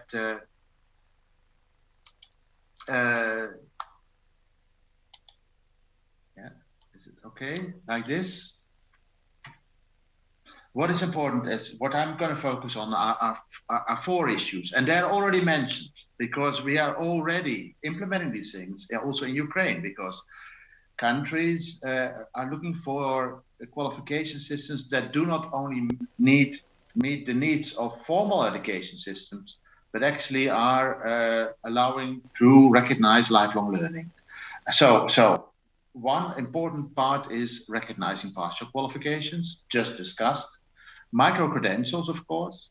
Then also we have to look at, we are going into a really important role more and more for digital systems. So we're going to discuss interoperable database of qualifications and digital credentials. So I'm going to my next slide. Of course, the idea of partial qualifications. Actually, it's very important if you look at people's experience, what they have learned outside the formal system, which has not been recognized. If we want to validate that, we can look at this from two angles. We can say, okay, this person doesn't meet a full qualification. So what he has is half empty, but we in Holland always have said the glass is half full. So we have to recognize what people already have. And for that, we need to have smaller bits than full qualifications. We need to have partial qualifications. This will allow us to combine validation systems with learning on the job, with learning online, and with face-to-face training. So that people can get also full qualification. So in Europe, there is a whole discussion ongoing. And last year we had, and probably you've already heard it, the launch of the new skills agenda. Of course, we are all in this situation of COVID, and we want to get out of it. But we also have seen that this is affecting very much the way we work. We are faced with climate change. So how can we make a positive new start after the COVID crisis? And we are already starting with that. This has to do with the digital transformation. It has to do with the green transformation. It's clear that people need new skills. So in order to get new skills, we need to provide them with training for upgrading for upskilling and reskilling. So upskilling and reskilling courses, they are short courses. And in order to recognize those, we need to have smaller qualifications. We need to have also partial qualifications, which are part of a full qualification. I don't seem to be able to go to the next slide. I don't know if it's a problem on my computer.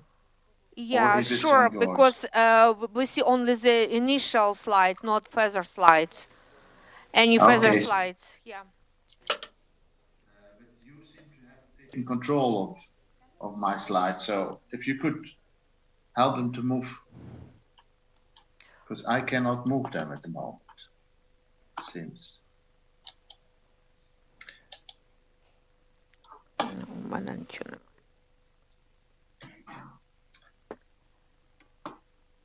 Maybe I unshare. I'm not sharing actually. The moment I see.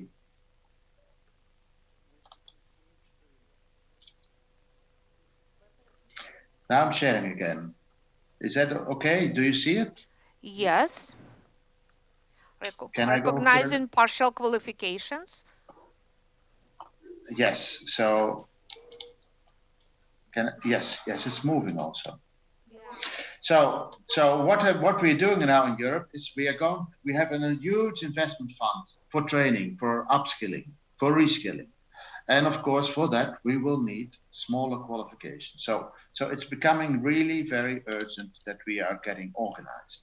Now in Ukraine, there is, of course, already some mentioning of partial qualification in the legislation. The law on education in 2017 mentioned that qualifications can be divided into complete and partial by their scope. And also they said partial qualifications may be achieved through out-of-school education and adult learning. So we think more about non-formal learning, awarding either professional or partial or additional qualifications. Of course, so this is what we're starting from in Ukraine. Now, if you look at how are these partial qualifications made, actually, it becomes very important to see qualifications more as unitized, modularized, because they must exist of parts. Now, many of these qualifications are developed from occupational standards, and in those occupational standards, there can be main functions or there can be key tasks. It depends on how they are defined. And for these, you can define specific blocks of competence. You can have performance criteria, and these could be used to make modules. But there are also competences that are more transversal, that are more like, for instance, if you are working in the shop, it's very important that you have a customer orientation, for instance. So when you make a modular training program, you can use the occupational standards, you can take those blocks, but it doesn't always work one-to-one, because we don't work on the basis of competences, but rather on learning outcomes. And these are learning outcomes that we also need to assess. So we need also assessment criteria, and we need also to see how we assess them, because it's very important that we are focusing on the assessment so that we have flexibility in how things can be learned. So if we go for this partial qualifications, we define for each partial qualification also how they can be assessed. We can have systems that can be made from components. These units, they can be reused. The modules can be shared across different qualifications. So this means that we can build faster, cheaper, and more effective qualification systems. But that means also that we need to have some architecture. Now, micro-credentials, of course, are very closely linked to this. So, and this idea has come up over the last years. In Australia, for instance, they have developed a new qualification framework where they said, look, it must be possible for people to mix and match. We need to focus more on the individual needs, not so much on what the system needs. So we don't provide the same necessary program to everybody. people must have an opportunity to mix and match, to take some courses of vocational education, for instance, and some course of higher education, and to combine them. So that's the Australian system. So this idea of micro-credentials is that we could have smaller qualifications and they can be part of bigger qualifications. At the moment, we are discussing a European recommendation on micro-credentials. You've already heard about this, and this is about targeted acquisition of skills and competences, not replacing the traditional qualifications, but they are, let's say, an additional development, but they are linked. And it's to give value to those micro-credentials.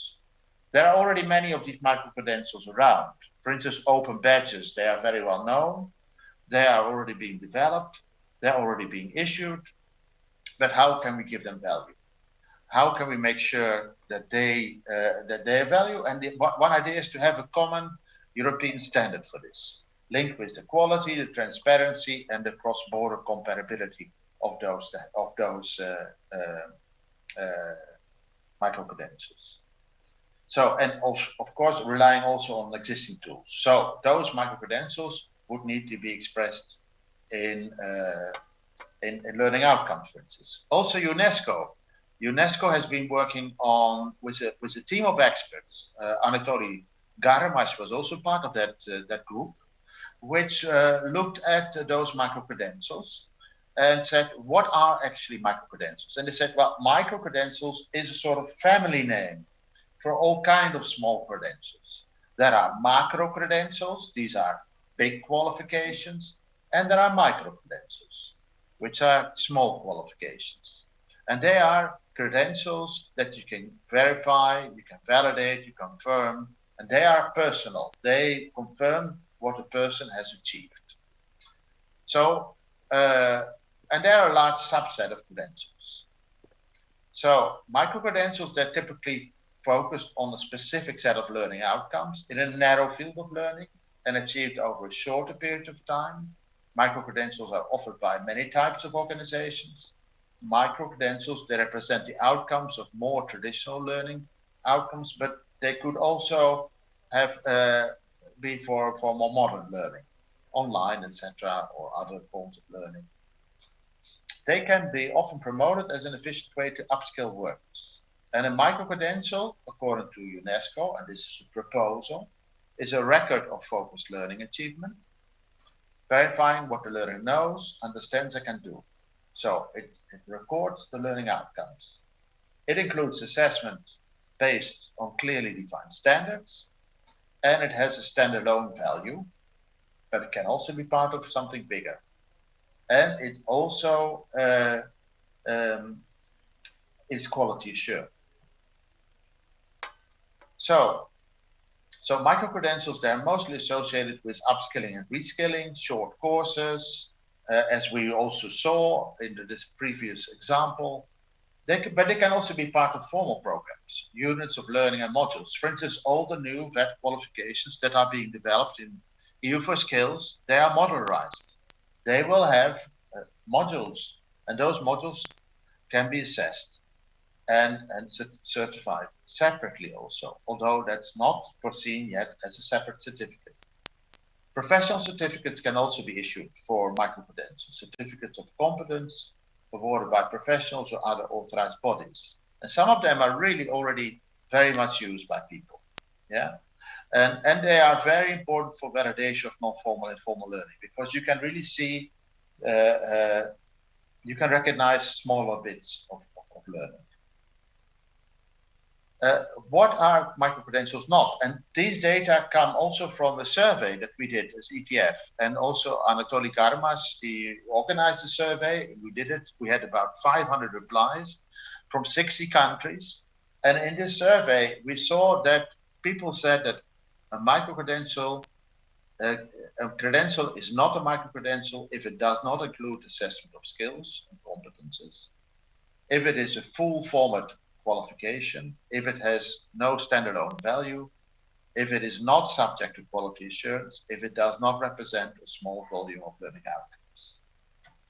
So we're getting there. We are starting to understand what those micro-credentials are. You can see on this picture, the idea is that people can combine these. And you can see that there's a lot of things you can find on the internet on this.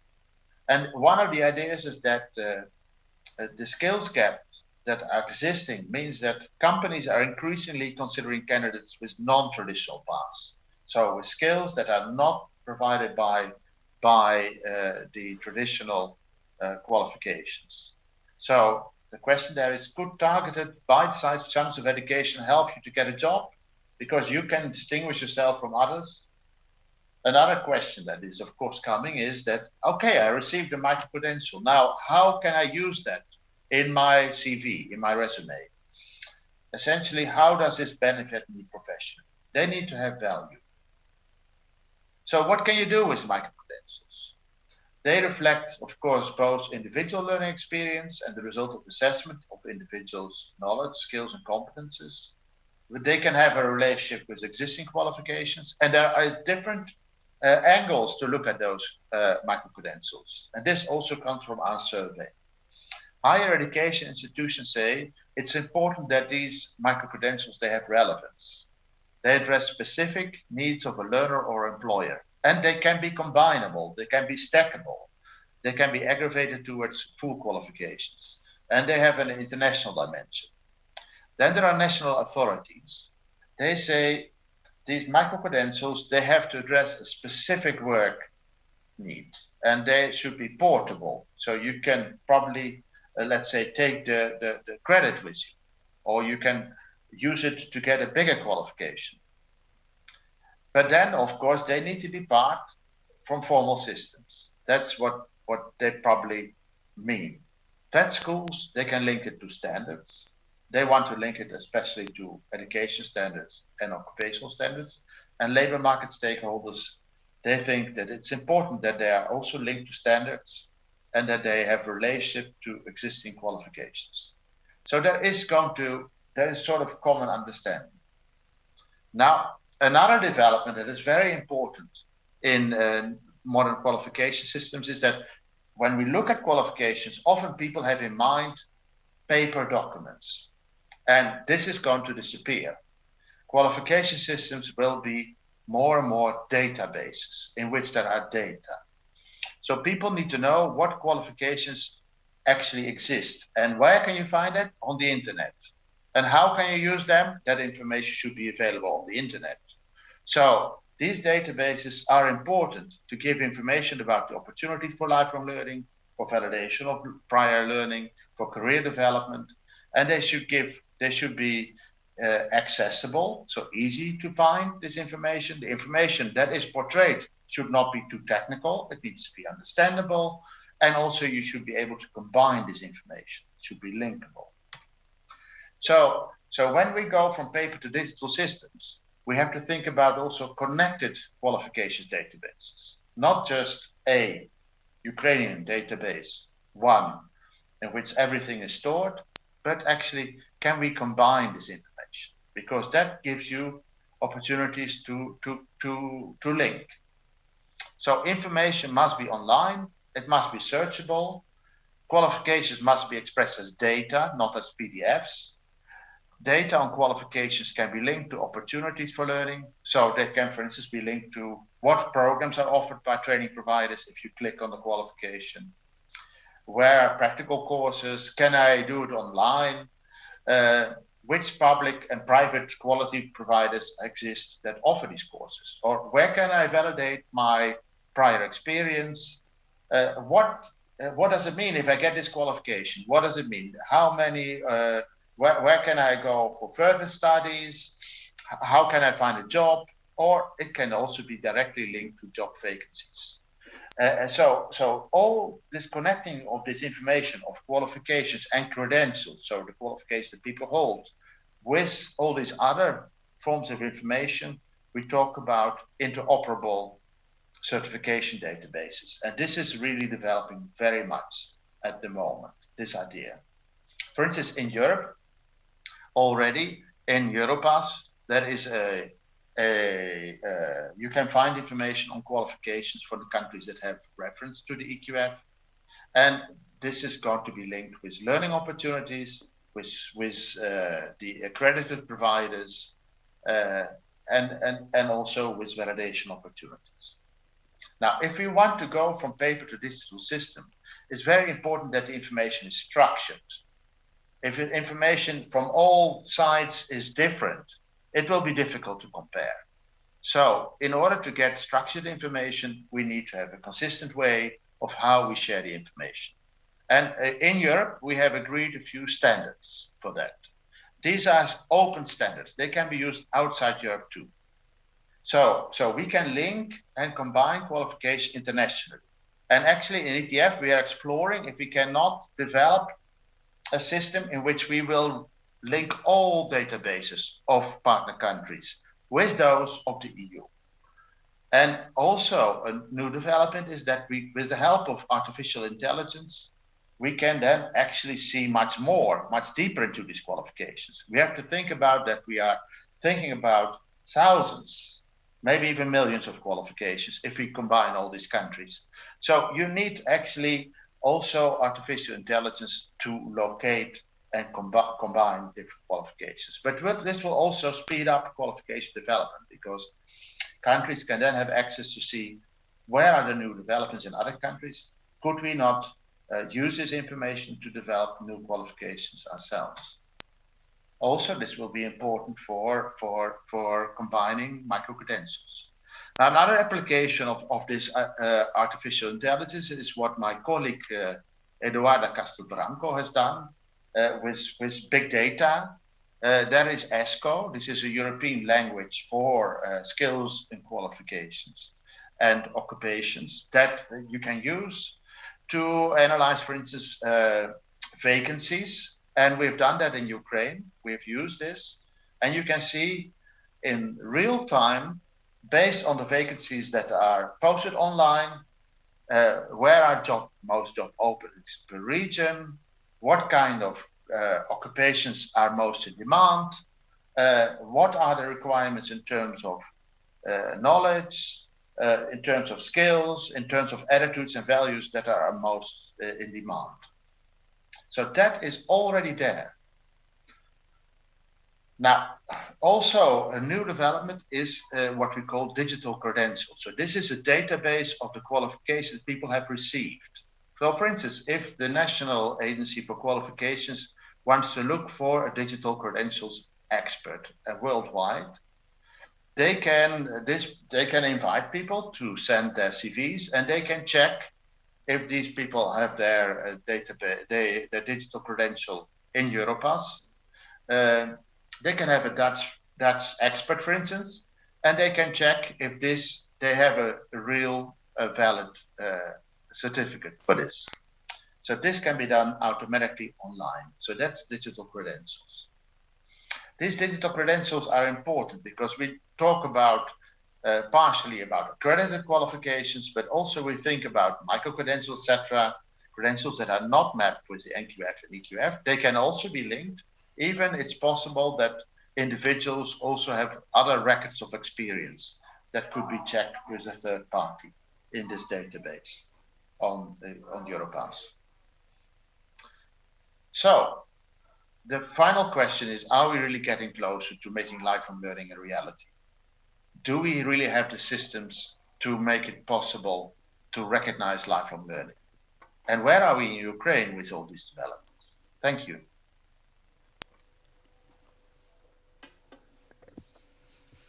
Thank you, Arjen, for your presentation. Дякуємо, Arjen, за Thank you, Arian, for your presentation.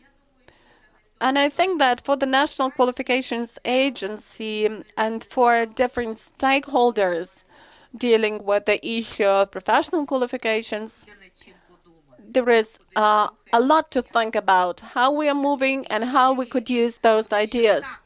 Since really a lot is being done out of the things you have mentioned, but these things are being done by every stakeholder separately, individually, while we should speak about the construction of their state, of the national system of qualifications, and in many cases we are lagging behind because we trying to catch up with the European experience, which we take as the basis, the European recommendations, guidances, practices. best practices, validated practices. Maybe that's an advantage for us because it's easier for us to move when we know what has worked in some other countries, what has not.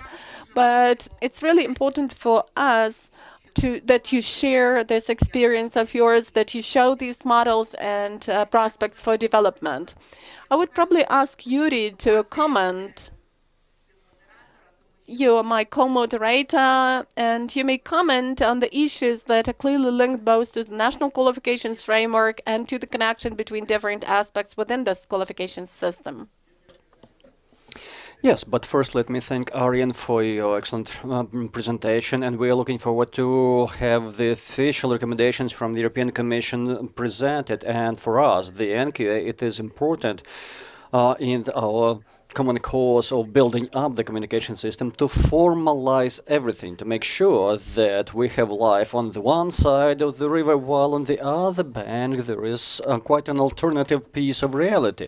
So it's important to remember what Madam Thaler suggested when looking into the energy saving sector. There are tangible trainings delivered, multiple qualifications, but the question is, do they have the relevant professional standards? Are those standards covering partial qualifications or not, because all of that will be definitive in cases like presented in your video when an individual businessman is performing a farming business. And definitely, I don't expect that there will be inspectors coming to check his rights and licenses for breeding that poultry operation, but in other sectors this might be a must. So we should be based on the experience, on the best practices and examples of business solutions which are available in the Europe, as well as looking forward to have those European recommendations being formally presented to make sure that we understand how that can be implemented in Ukrainian legislation and executives.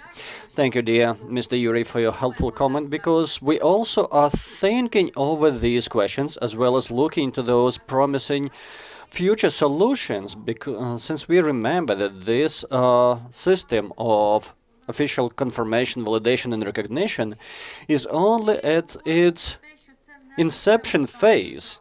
And this is not just the matter which is associated with performance of the education sector and facilities, but also this is directly related to the labor market environment, as well as the function delivered by the employers and employees organizations, one of which, as we know from the European experience, would be the Chambers of Trade and Commerce, Chambers. I use the plural intentionally. And the reason for that being that we invited different representatives, particularly Madam Natalia Viktorovna Zabrodska, the Vice President of the Secretary General of the Chamber of Commerce in the Industry of Ukraine, that we at the National Qualification Agency are closely collaborating with, because we believe that such chamber is one of the standing and reliable partners in establishment of the national system of qualifications. Thank you, dear Madam Tatiana. Well, first of all, warmest greetings to all of the participants of our forum from the family of the Chambers of Commerce and Industry, because we are a family, we're a system. There are 25 branches in the regions, additionally to the headquarters in Kyiv. Plus, so that makes almost 80 offices across Ukraine, 8,000 of member entities, and they are building the demand both locally, regionally and nationally to make sure that we have well-saturated national labor market. Let me try to make myself concise in terms of delivering the comprehensive picture of our collaboration, not just with the National Qualifications Agency, but also with the other actors. This is quite systemic and productive dialogue started back in 2020, when we facilitated a range of activities which resulted in signing a memorandum for collaboration to establish qualification centers based at the regional chambers of commerce and industry. Further on this year, after signing the memorandum and with involvement from the NQA, we facilitated 3 roundtable discussions involving representatives of the regional branches as well as Ministry of Education and Science, National Agency for Qualifications, experts who delivered highly tangible expert support and clarifications, as well as the respective Committee for Education, Science and Innovations of Verkhovna Rada of Ukraine, the Institute for Professional Qualifications. The purpose pursued in those discussions was to determine and define the subjects and the challenges in providing highly qualified personnel, as well as the role of the Chamber of Industry and Trade as an actor in these processes, both at the national as well as the regional level and scale. Also, we invited representatives from our international partners, primarily European chambers of commerce such as Austria and Germany primarily, to share their experience of such systems being functional. And these were quite powerful discussion platforms, and a lot of expertise was shared firsthand. But there are some peculiarities to take into consideration. Definitely, European experience, and this was mentioned quite extensively today and yesterday already, is quite exquisite because it has been carved in stone throughout decades and centuries. But we should not copy and paste it into Ukrainian national realities and the system respectively. Why? First of all, we should remember that recognition of qualifications by the European, primarily German and the Austrian chambers, then this is the matter of the dual system being in place, covering both training and professional involvement, which is driven by specificity of the European countries, because membership in the chambers of industry and commerce is compulsory, which provides certain fundamentals and other indispensable elements which are driven towards the result. But we have a bit different realities, and definitely this experience is helpful, but at the same time we have to merge additional efforts to comply with Ukrainian specificity. In any case, following the round of such expert negotiations on this subject, we have concluded within the sector of the Chambers of Industry and Commerce about the need to establish a council, and that was later effected via a resolution of the steering authority, the chairing panel. So the Council on Professional Qualifications was institutionalized, including representatives from all, without exception, chambers. Also, this council involves representatives from the Ministry of Education and Science, our standing partner, which is National Qualifications Agency. Also, we have as an associated member the German-Ukrainian Chamber of Commerce, particularly remembering about the importance of following the German pattern of the Chamber of Industry performance, as well as the high level of their interest and motivation to contribute to the establishment of such system in Ukraine and being actively involved as a partner player. So this council, this advisory body, let me explain why it was established. First of all, we were aiming to merge our resources with the resources available within the executive branch. First of all, in order to stipulate the establishment of the national qualification system, as well as to provide for establishment of the supply and demand matching system at the regional and national scale. Another important objective was to develop the respective materials and algorithms for establishment of qualification centers hosted at those regional branches. Now I remember making a focal point of importance to observe the European experience, remembering that they primarily pay attention on the dual system implications, while at the same time we appreciate that qualified professional workers are demanded quite intensively today, and thus recognizing that knowledge and those skills which are available with the people at the moment as the result of non-formal and informal education and learning is actually the tangible solution to strengthening our human capital today.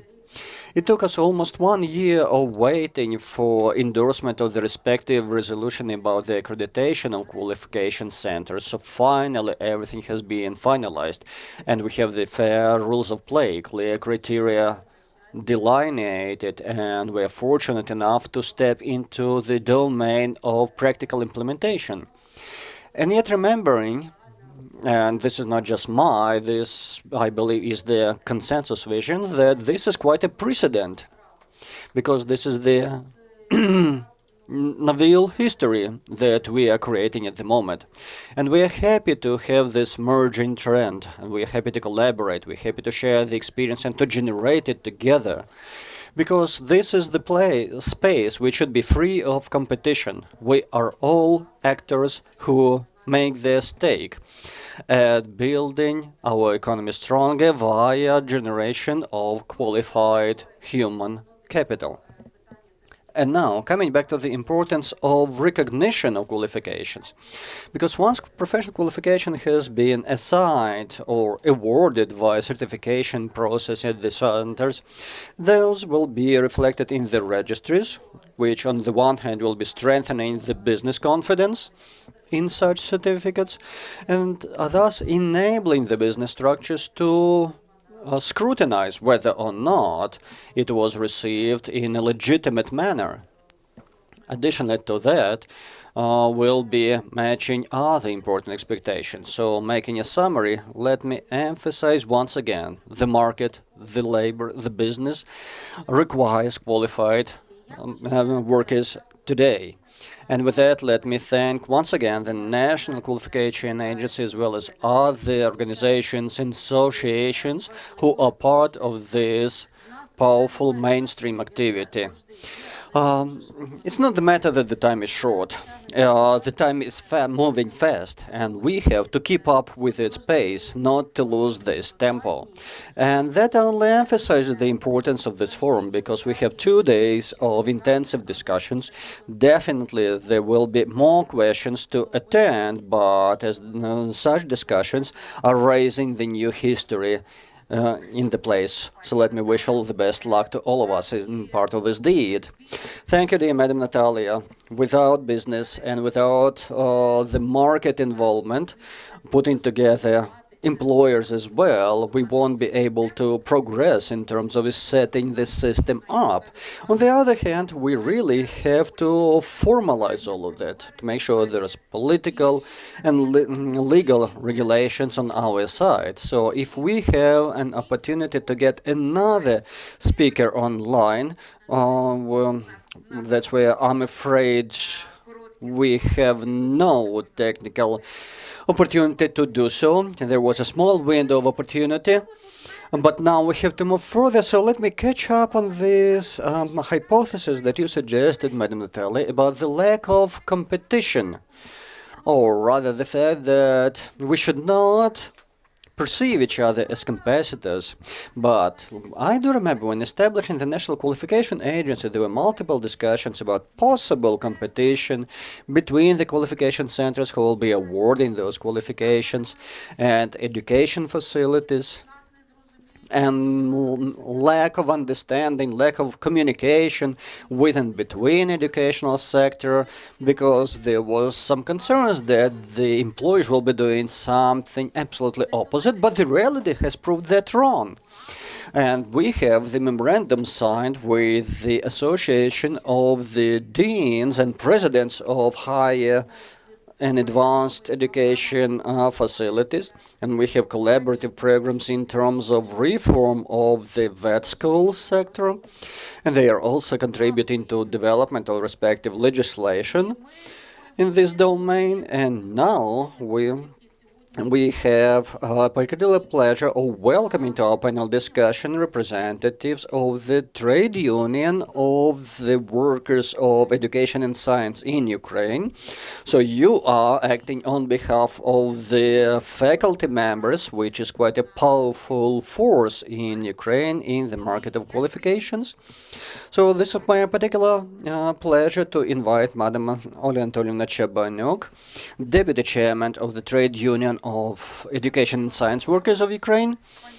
Thank you, dear Madam Tatiana, esteemed members and participants of our forum.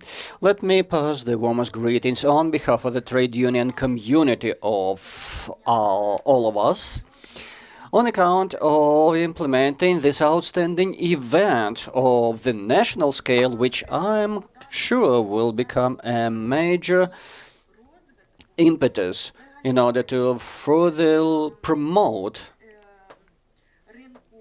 the full establishment and legalization in the labor market of all those fundamental credentials that the National Agency for Qualification is reinforcing in this domain. Remembering that this forum is occupying 2 full days in our agendas and not only in the diaries of Ukrainian community but also international and European one, that is the proof to importance of addressing the human capital as one of the major assets in the prosperity of the nation and also its prerequisite for further development. And we are happy to enjoy this subject in the title of the forum. The fact is that trade unions in our daily operations are working to serve and protect the interests of workers. And on our pathway to European integration in the economy, in the education, in the labor sector as well, in accomplishing social well-being, the major value is the human being at work, who is the creator of tangible and intangible wealth and values. And in order to improve the dynamic quality of life, we have to make sure that the annual economic growth should be higher than 5% on average. Otherwise, we'll be stumbling at our pace. Research provides confident evidence that investments into human capital primarily, such as education, knowledge, experience, qualifications, competencies, provides 70% of return on investment in terms of capital growth, and on less than 40% as compared to that results from the main assets and resources. That is why today we reiterate that there is no competition in this field, because we all abide by the rule that we are stronger when united. Only when we work together with the social partners, the trade unions, the National Qualification Agency, the employers, can create the appropriate framework of qualifications, which is so much needed in our country. Looking to the latest data in terms of statistics, about 1.7 million Ukrainians are unemployed, 33.3 million are informally employed, and up to 5 million are labor migrants who could not find a decent occupation or place to employ themselves within country. And that is why, working together, we have to create, this is our primary objective, to create such environment that would enable lifelong learning. Our European partners who spoke together today, Iron Dan in particular, he emphasized that people should have a personal learning plan. And this individual plan of learning and living will sustain development of that person and of that person's family, if we are talking about adults. And via creation of such environment, and via enabling such learning, and via awarding the qualification, we are keeping up with the pace of time. Particularly now, in the rise of pandemic, we can see that there are new professions emerging in the market. And once these professions are driven out of the shadow sector, they will be legalized and they will be recognized via qualification. That will result in additional revenue flow into our budget, boosting our economy. That is why our trade union community is strongly supporting the National Agency for Qualifications, and we are confident that by working together, we will sustain prosperity in our country. Because again, looking to the latest data, let me check the numbers, please. The Future of Job report listed some of the skills which no longer be relevant in the future, which include the multitask performance, because employers today would like to have each worker delivering kind of an octopus function, being able to do different tasks simultaneously. On the other hand, that would be the control, which is the striving to monitor each and every step of the subordinate workers, which is restraining workers from development. Self-confidence. It's good on the one hand to be confident of yourself, because that provides for accomplishing some self-implementation and realization capacity. But unless you are a teamwork, it will be difficult to succeed. The next point is lack of conflicts. And, the truth is born in a dispute, which means that we need to have some controversies and have some disputes, but not conflicts. And also school skills. A lot of things have been replaced by artificial intelligence. That's why everything can be calculated and forecasted. But today, of preference will be analytical thinking, creative thinking, critical thinking, innovative thinking, creativity, as well as emotional intelligence. And that's what we actually wish all our audience and the National Qualifications Agency, because they need them to really help people in being awarded certain qualifications. Thank you, Olha. It's really important for all the stakeholders to be involved. And the National Qualifications Agency acts as a social partnership institution, and we will really be implementing the things I've been talking about. But now we will still try to have our online speaker connected. I would ask to show her on our screen for me not to introduce her once again if she is not there. So is there connection? We are hostages of electronic systems and their functioning. This is all about digitalization with its pros and cons.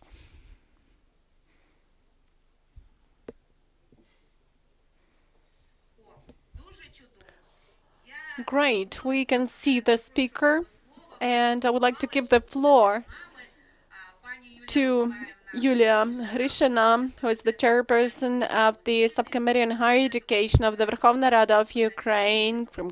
She is the representative of the Committee on Education, Science and Innovations. Dear colleagues, welcome to everyone. Sorry for the conditions I'm staying in, but it's a rather tough period and I'm on my business trip, but I could not but join you at least for several minutes, because you are considering the issues that are of utmost importance. I'm really the chairperson of the Subcommittee on Higher Education, and therefore I realize the importance of the human capital topic and human capital development. And definitely we all understand that human capital is the core of any country. And within this framework, establishment of the national qualification system is also a highly important topic. And together with Mr. Yuri Balanyuk, to whom I'm grateful for the invitation for the organization of this forum, and together with the MPs and as the legislators, we have developed a specific draft law determining the core notions and principles, organizational structure for the national qualification system. Now this draft law is being prepared for the second reading and for its overall adoption. And I hope that in the nearest future it will be adopted and the relationship which has not been regulated up till now will be regulated at the legislative level already. That's why I would like to wish you productive discussions. Unfortunately, I will not be able to be present at the forum from its beginning till its end, but I'm so happy that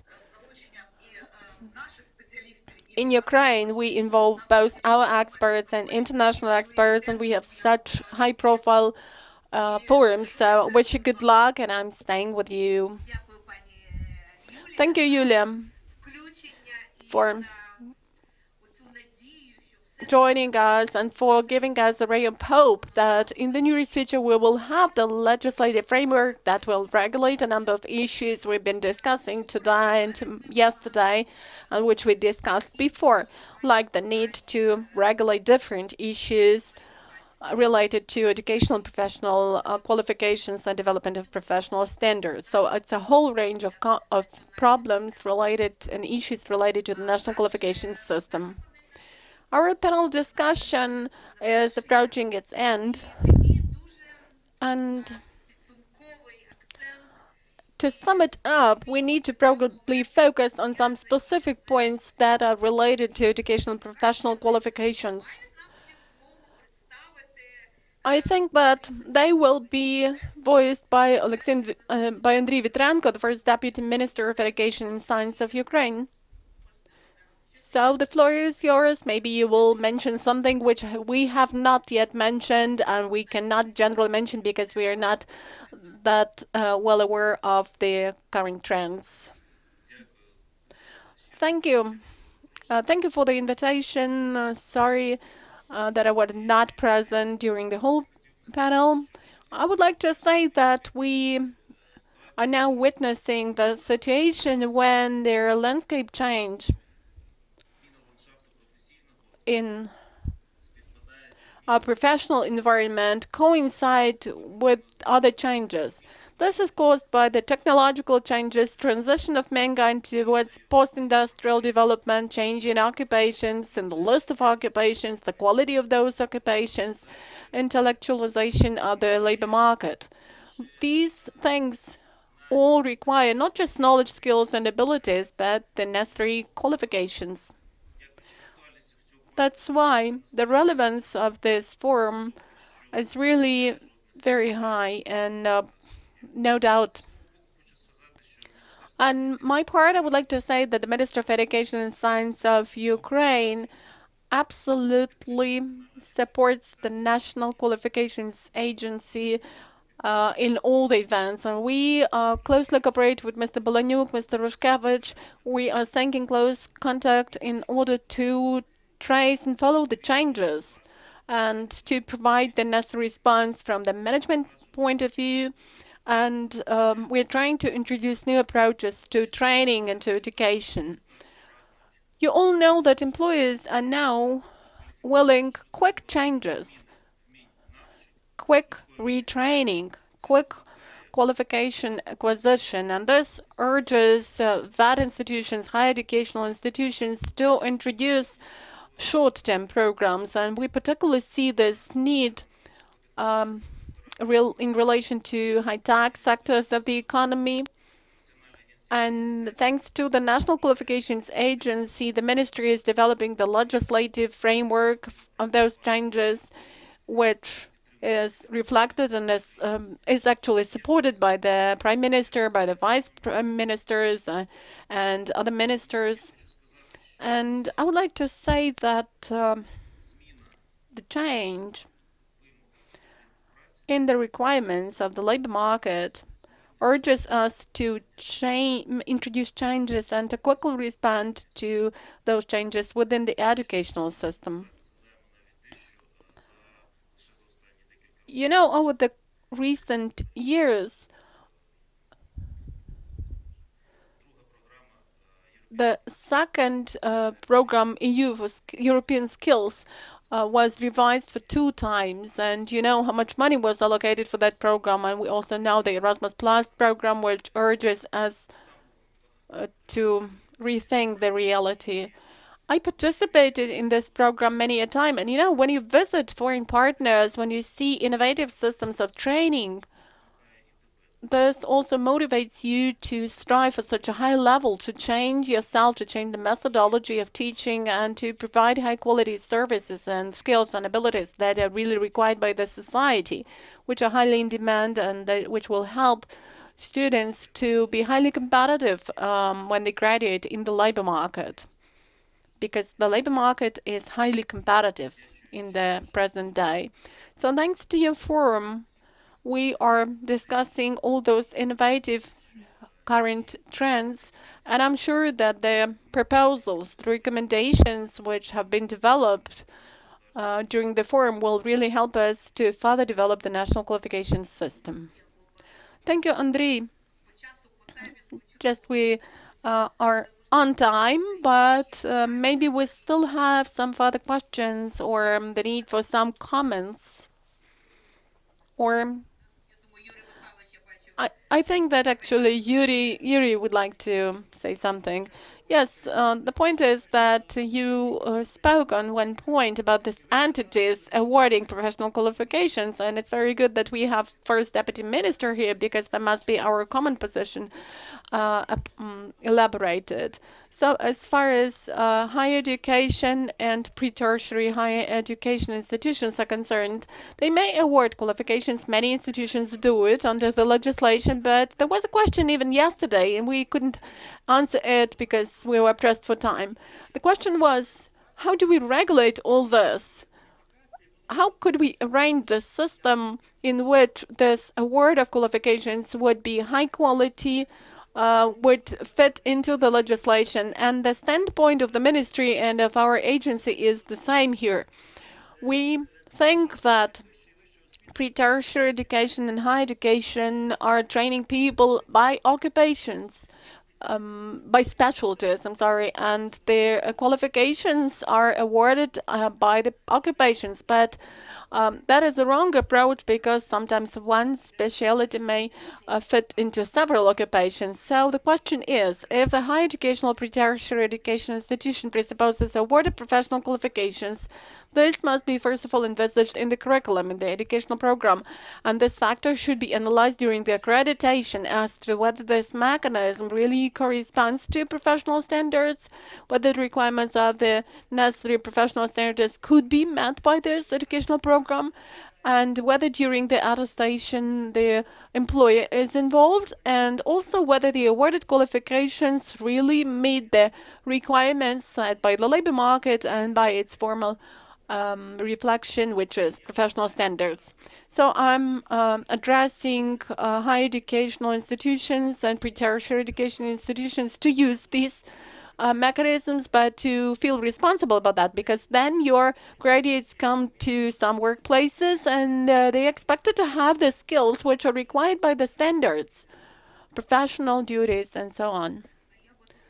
I would probably like to comment on that. The point is that the range of entities that will award professional qualifications is getting wider, as well as the range of entities that will recognize professional qualifications. So our task is to harmonize this system, to avoid the situation when different entities following different criteria, different bases, award those qualifications, issue certificates, and which get into the register of qualifications. But whether the employers will trust the certification, it's still not known, because the things written in the certificates will be the same, but the mechanisms and the procedures applied were absolutely different, and therefore the quality of these qualifications may be different.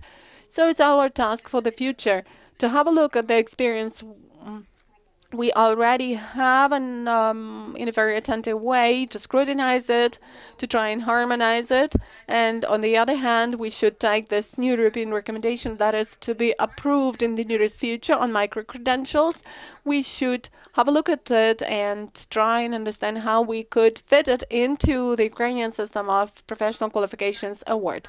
So this means a couple of tasks for us.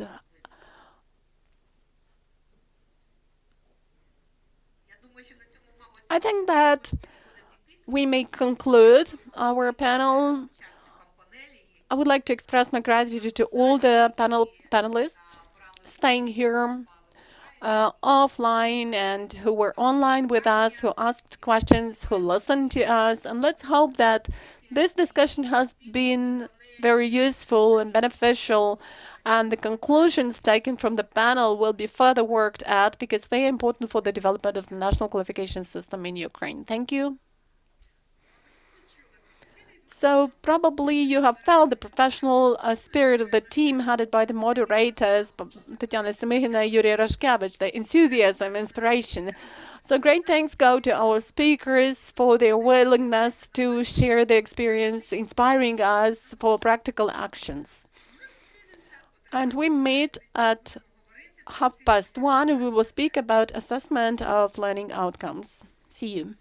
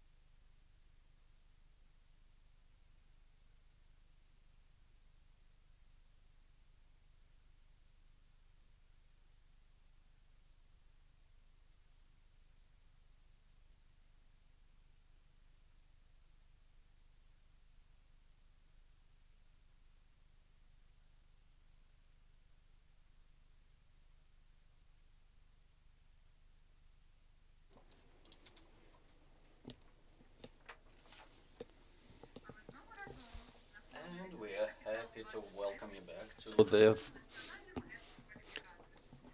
the Human Capital Forum 2030, and now we are opening the fifth discussion panel, which will be discussing the topic of assessing the learning outcomes. With that, I have the pleasure of presenting our esteemed speakers invited to the panel. International expert of EU for Skills program, representative of the Institute, Eric Gutmann, Director General of Directorate for Professional Vocational Education under the Ministry of Education and Science, Irina Shobek, the Dean for Academic Work for the NDTech Academy, Irina Kozitska, and the Senior Academic Associate of the Ukrainian Center for Education Quality Assessment, Sergei Rakov, Olga Maximenko, the President of Public Union Expert Institute International Association of Ukraine, Head of Information System Department of the Ukrainian Institute of Education Department, Yuri Kovalchuk, President of Ukrainian Center for Education and Quality Assessment, Leonid Sereda. I'm happy to hand over the floor to the moderator, the Deputy Chair of the National Qualifications Agency, Volodymyr Kovtunets. Good afternoon and warmest welcome to all of the participants, to all of the members of our audience, and words of sincere appreciation to all of the panelists who found time in their busy agenda to attend our final panel. But being last in the list does not mean that we are the last in terms of any other notion except for timing, definitely not significance. Because assessing the outcome is a critical element of the entire process. We've been discussing the human capital for 2 days, but every capital should be measured and assessed. We understand the financial measurements, but at the moment we do not have a perfect, crystal clear understanding of assessing the human capital. And that's where and how National Qualification System provides the scale for such measurements and assessments. Because the national framework of qualifications is actually benchmarking these qualifications by terms of complexity and thus enabling to assess the human capital to some extent.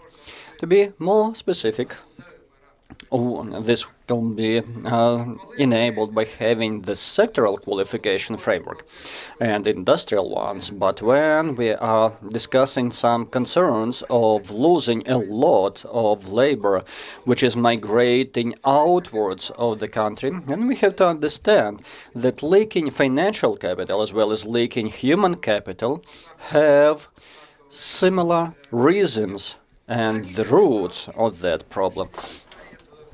Every capital is precious because it creates value added, including the human capital.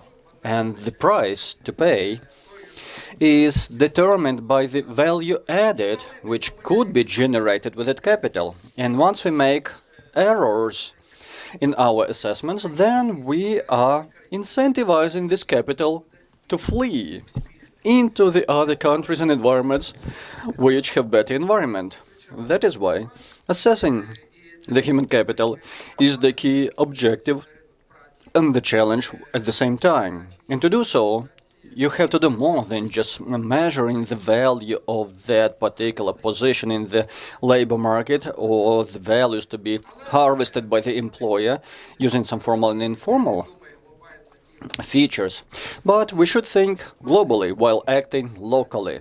And in this respect, in order to have tangible and practical tools of measuring this human capital, we need some assessment tools to assess the learning outcome, which is one of the prerequisites of that value. So today we'll be talking broadly about this definition as delineated by the law on education. Learning outcomes including knowledge, skills, competencies, as well as other outcomes which are measurable, because everything which is non-measurable is not deemed as an outcome.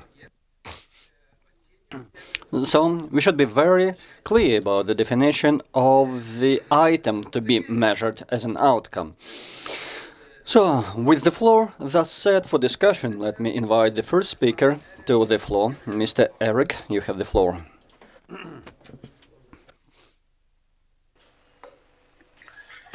Good afternoon, ladies and gentlemen. Good afternoon, dear colleagues. It is my pleasure to be part of this forum, and particular to be part of this discussion panel. I also like to congratulate NQA for organizing this exciting forum. In the last 2 days, we have got a lot of information about human capital, qualification framework, and qualification centers. And I would like to make a small diversion and remind us what is important in establishing a qualification system and an assessment system. Let me first open my presentation.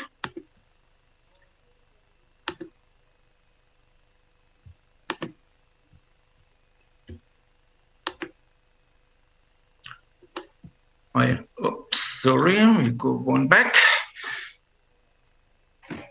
The most important in assessment and in the qualification system is trust. Trust of the users, the business establishment, the companies, the workers, the students in the system of the qualification framework, in the system of assessment. And the European Council recommendation on EQF states with this line in paragraph 14 that trust in the quality and level of qualification is essential. And it continues to say that it is the responsibility of the member countries to establish a quality assurance system. A quality assurance system for assessment. But if we look at assessment, we have to look at quality assurance in a wider scope, in a wider range. We have to see it from the very beginning up to the end. We have to see all processes which are interconnected to assessment. And here we start with formal or non-formal education with the development of occupational standards. It continues to wet standard development and curriculum development and ends with certification. While on the informal side, we start basically with providing information to the aspirants for assessment up to certification. The first process, obtaining the skills in real life or in the work process, is not within the quality assurance range. The processes, both processes have two elements in common. That is the end, the assessment against standards, and the certification or awarding of qualification. Before I talk about quality assurance in assessment and certification, I will briefly cover those quality assurance processes interconnected to the assessment process. And here we start with the occupational standard development, which should include at least verification of compliance with the development process and verification of review of the occupational standards on a regular basis.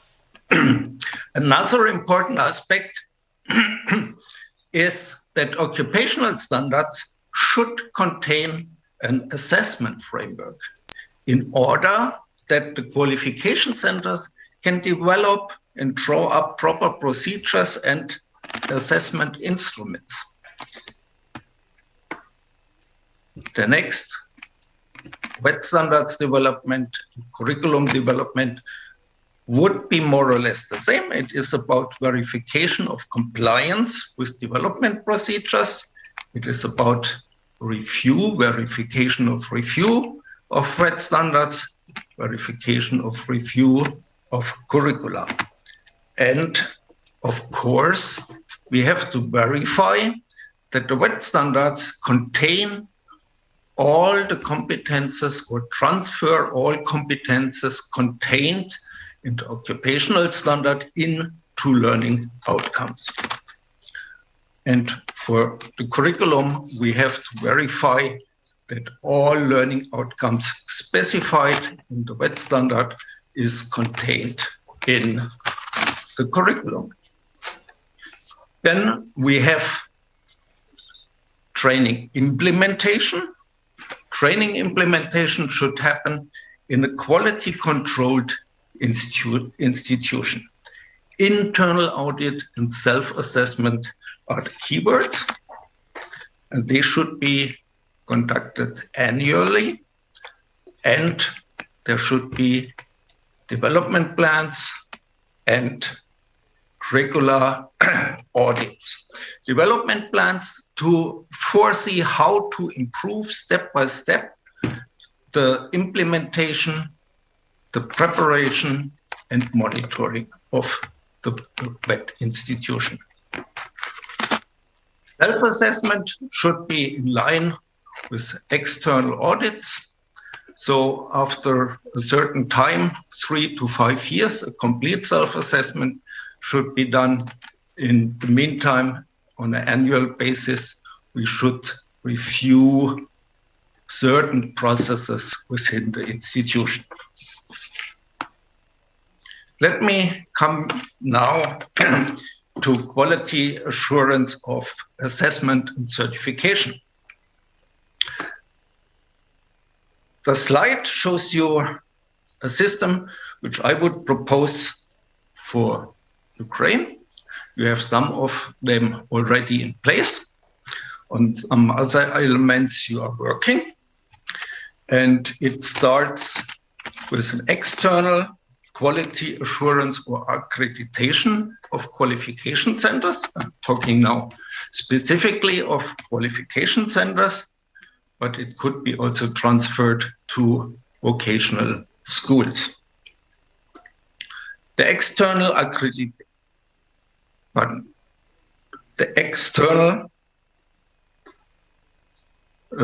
accreditation should be done by NQA, and it is currently regulated by the procedures on accreditation of qualification centers. Deviating from the current established regulation, I would propose that accreditation and re-accreditation should be based on verification of information. That means internal quality assurance and self-assessment and evidence of conformity with all the established accreditation criteria and requirements of other regulatory documents, including occupational health and safety issues. Then the other important aspect is internal quality assurance system or the self-assessment of qualification centers. Here, the qualification centers have no obligation so far, but it should be established. Another important point is the certification of assessors, which should be also a task of the NQA. A third one is the validation of assessment instruments, a very important thing, because currently it is in the regulation that qualification centers develop their own assessment instruments. But the assessment instruments should be standardized. Qualification center assessing the same qualification should use more or less the same assessment instruments. And it should be a task of NQA in cooperation with the qualification centers and experts from industry to validate those instruments. Another pillar of the qualification system would be validation of assessment processes. And the last one, an external validation of the assessment process.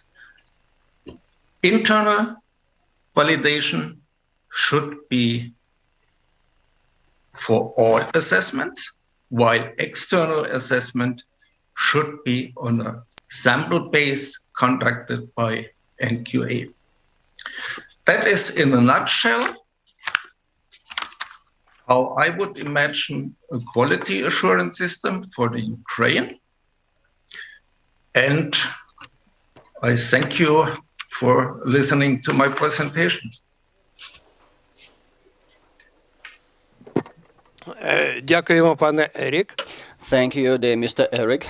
I hope and believe that your presentation will give rise to a number of questions. But please stay tuned, because we will have the question and answering discussion at the end of our panel. And we are also inviting our online audience to submit your questions or comments in either Facebook chat or in the form in our live broadcast. With that, let me invite Madam Irina Shumik, who is the General Director of the Directorate for Vocational Education and Training at the Ministry of Education and Science, and I believe she is the best possible source of first-hand information about the assessments in the VET sector. Good afternoon, my esteemed colleague, dear Mr. Volodymyr. Thank you, first of all, for the kindest invitation. As a matter of fact, I am fully prepared to start discussion with Mr. Eric, because you have touched on very important fundamental elements which do require some discussion before making the final decision about the process, the paradigm, and the elements of the assessment process, both internally and externally.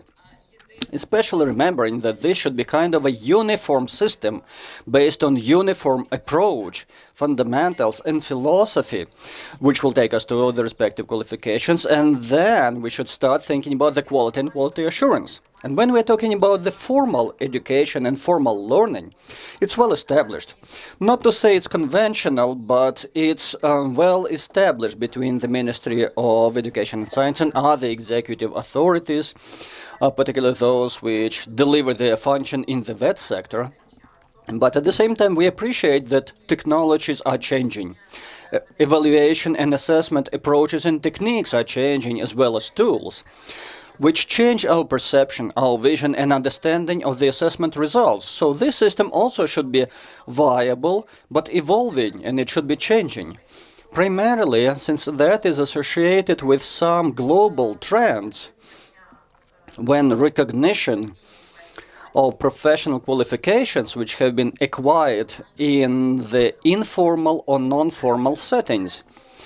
The key element would be the training and learning in any case. Quite recently, after a publication of an article by Mr. Bolonyuk, there is a professional debate suggesting that nobody should learn.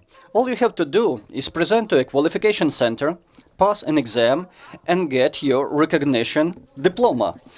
Yes, there is a possible procedure, so the applicant should make a request. We're losing some connection with Madam Irina, but catching up forward. So once you receive that certificate or diploma, it doesn't mean that you should stop learning, acquiring new skills and competencies, because this can be enabled only via lifelong mastering of your skills and knowledge, and this cannot be achieved within the matter of 1 day, 2 weeks, or maybe a month. So we have some myths and misconceptions to fight. So the qualification centers is not the ideal solution. It's not a magic rod that will solve all of our problems. Definitely, this will be helpful also to different employment seekers, and we have to think not only of those professionals who have some competencies and skills to be recognized, but we should also remember about the young people who are graduating from secondary schools and moving into the VET sector and so on. And they also require new skills, new competencies and knowledge. But don't forget that they also have to be well educated. dedicated addition to their professional competencies being created, because that will enable them to acquire the necessary self-learning skills and then to continue self-learning based on that educational platform which was embedded during your secondary education stage. And thus, when talking about the current assessment system, we have two stages, theoretical one and the practical one. And it should be noted that in most cases, it provides for engagement of some practical experts from the employer's side as part of that process. So usually it's compliant with the general theoretical settings to the assessment procedure, because there could be different techniques associated with declaration, dialogue-based techniques, interviewing techniques, or maybe there could be, like it's commonly used, the observation as an assessment tool and technique. When we are performing a certain practical assignment and we have verified experts and specialists who are watching the whole process and using some checklists, they are trying to determine whether a certain individual has really learned how to perform certain job functions and perform certain actions, work actions. So I understand that there are still many participants to speak, so I'll try to be brief. But our overall goal is to guarantee the right to the people who have acquired their professional qualifications via informal and non-formal education, and those who studied within the formal education system to be assessed following the same approaches. And I support Eric here in saying that this should be a standardized process. And actually, the National Qualifications Agency is going to be the key player in this market, in this whole process. We think that it is really important that we ensure uniform approaches to assessment. And here, both the U4Skill programs helps us and other programs, because we will further use U4Skills in order to determine specific requirements set for assessment.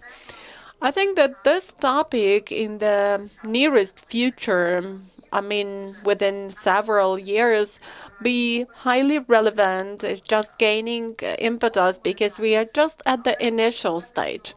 And I would like to mention that in the field of education, we fully share the idea that such assessment must be carried out on the principles of transparency and openness.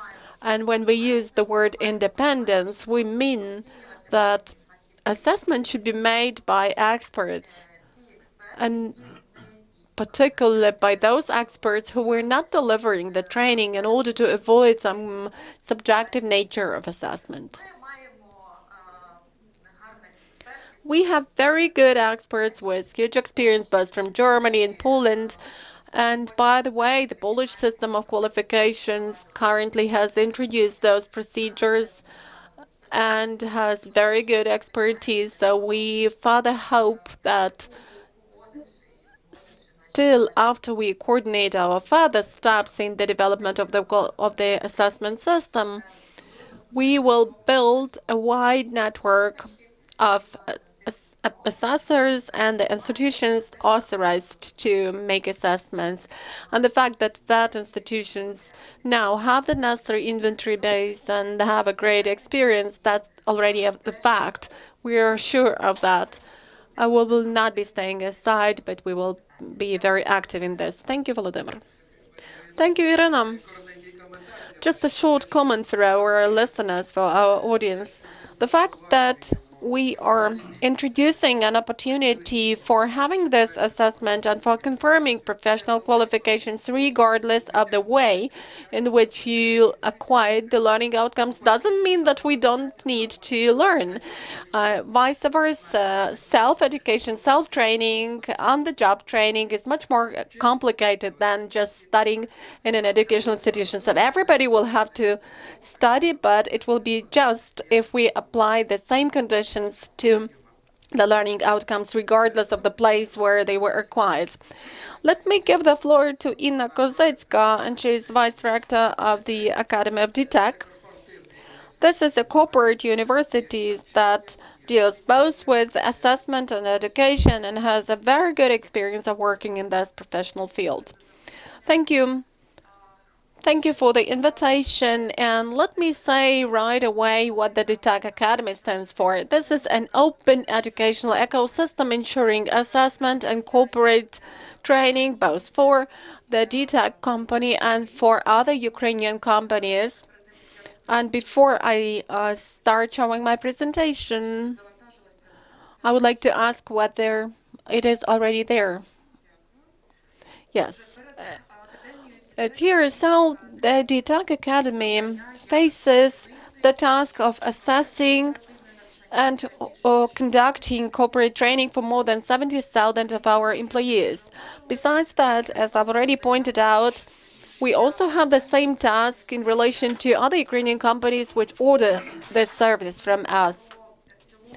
And if we speak in general about their structure of our education and training in the DTech Academy, so we should mention vocational or hard skills training and soft skills training, which we teach using different corporate programs. If we speak about vocational education and training, we have 11 branches. You can see them on the map.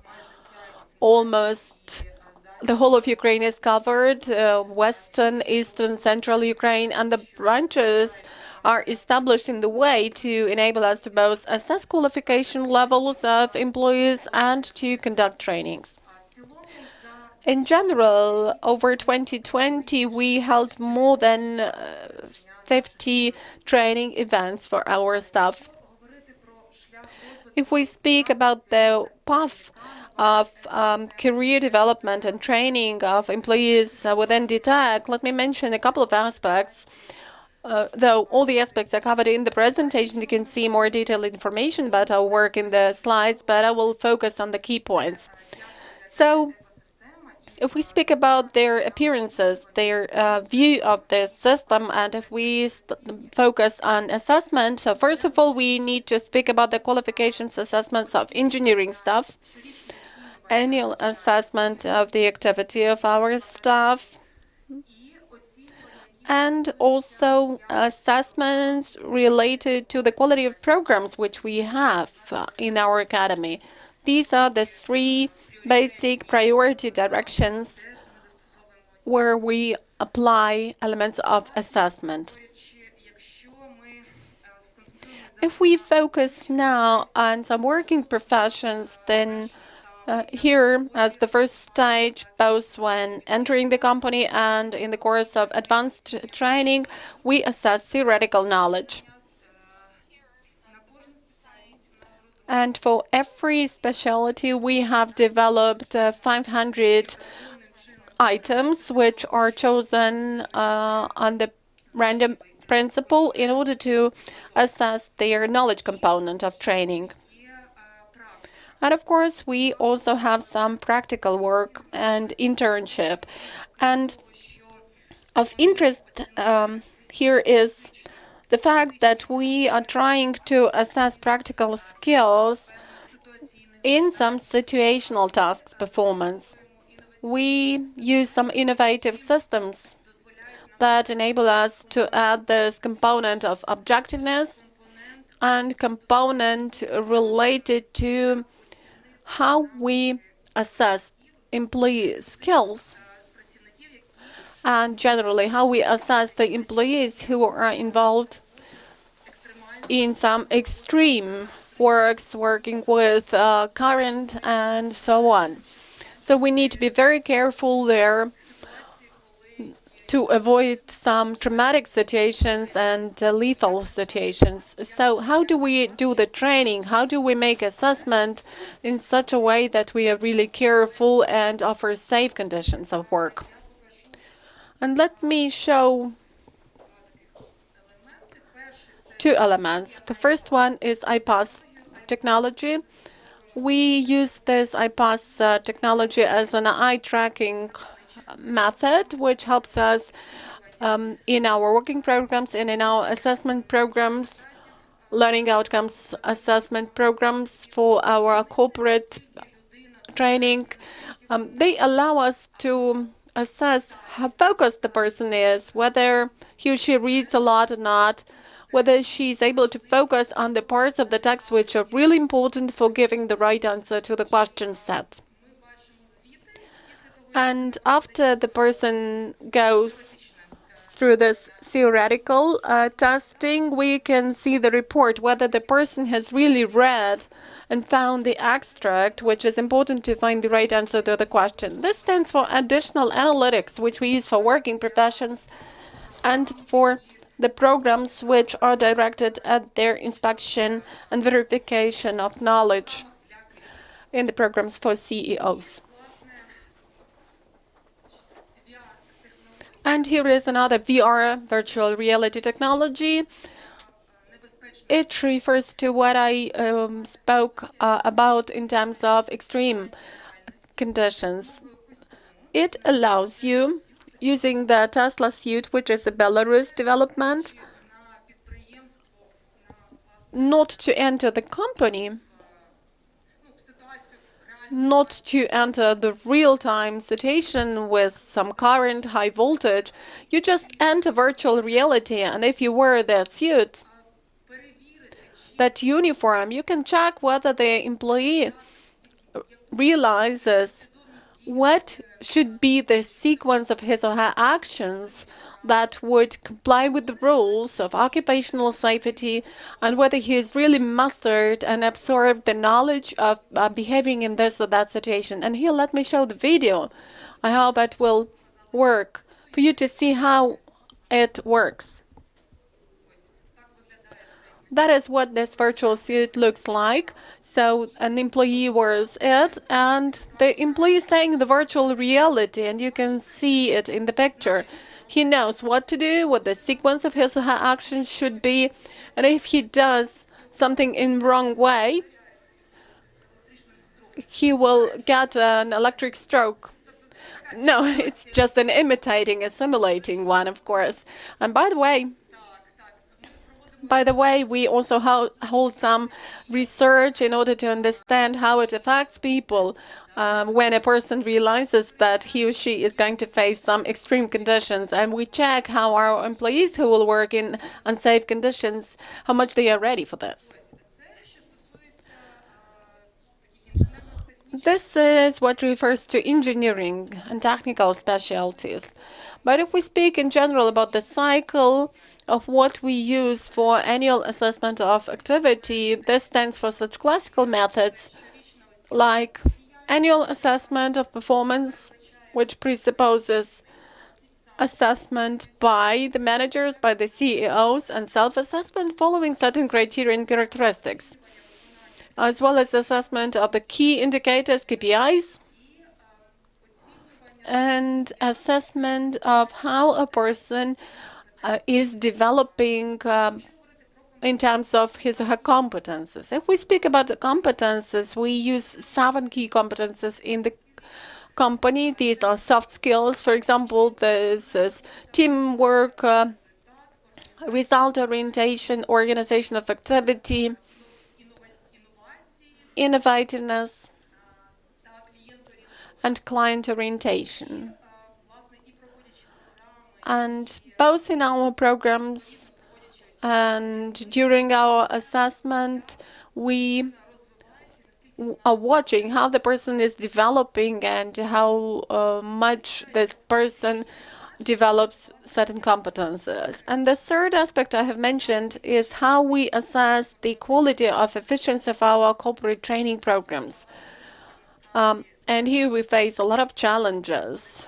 Challenges for those holding those trainings and profile modular programs, soft skills development programs. Why many challenges? Because how do we assess the quality of training or acquisition of communication skills? These are the challenges that we face. We are trying to work with them, and we may also show how in such innovative formats, let me try to show this.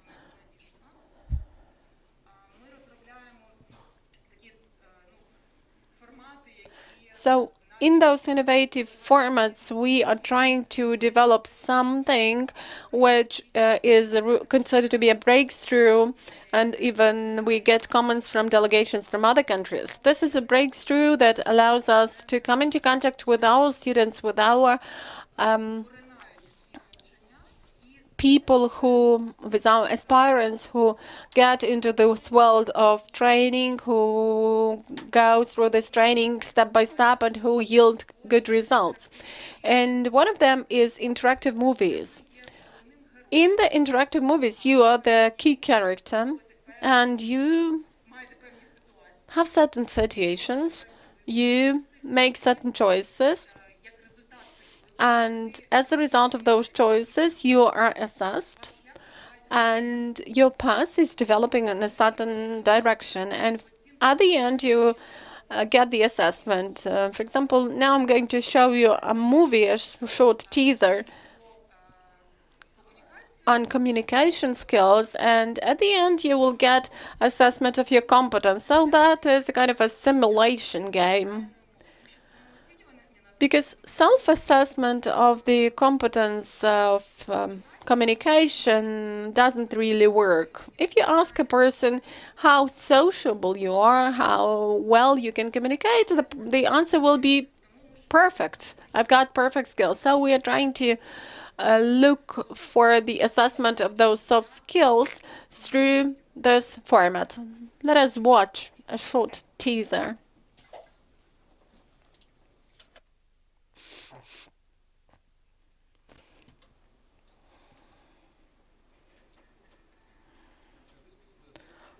The Tech Academy presents the new interactive format of teaching. You are the manager of a large-scale project and you're dreaming of finding the right solutions to the problems. I think that we need to reject this project, or let's implement it on our own without the partners. You want to risk. Well, the construction has not yet started and nobody knows whether it will start. It's a nice beginning of the day. We don't have any funding for this project.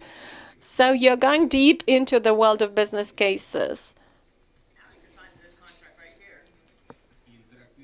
Interactive solutions. Control over the situation and the opportunity to opt for your own scenario. You're keeping silence in such an intriguing way. You seem to know the right solution. Yes, you're being asked what solution you're going to pass in this situation. Get the result in real-time business. So this is a movie for 50 minutes, and now we actually have shorter movies, but in several series, for the person to experience all those situations. And we also build our assessment system on the basis of some situations. So how do we really ensure this fundamental principle of making certain choices? Like this choice shows your communication skills. That's in brief. Thank you. Thank you. Perfect technologies. Virtual reality. Actually, I've already put on this virtual reality suit, and really it's useful. Dear colleagues, so you remember that we are pressed for time and there are still a lot of issues to be discussed. So I would ask you to somehow squeeze 4 presentations into the time allocated for our panel and for us still to be able to discuss some important issues. Now, let me give the floor to Serhiy Rakov. He's staying with us online. He's from Kharkiv. Good afternoon. Yeah, let me try to share my screen. But in the meantime, I would like to express my gratitude to the organizers of the forum for these perfect and interesting 2 days and for really interesting discussions.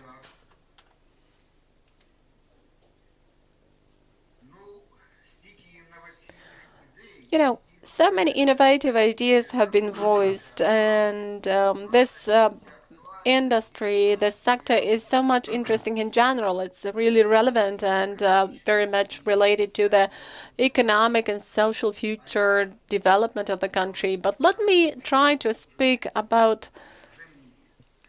down-to-earth issues. And this will be a talk about the tools that could further be used to validate the qualifications.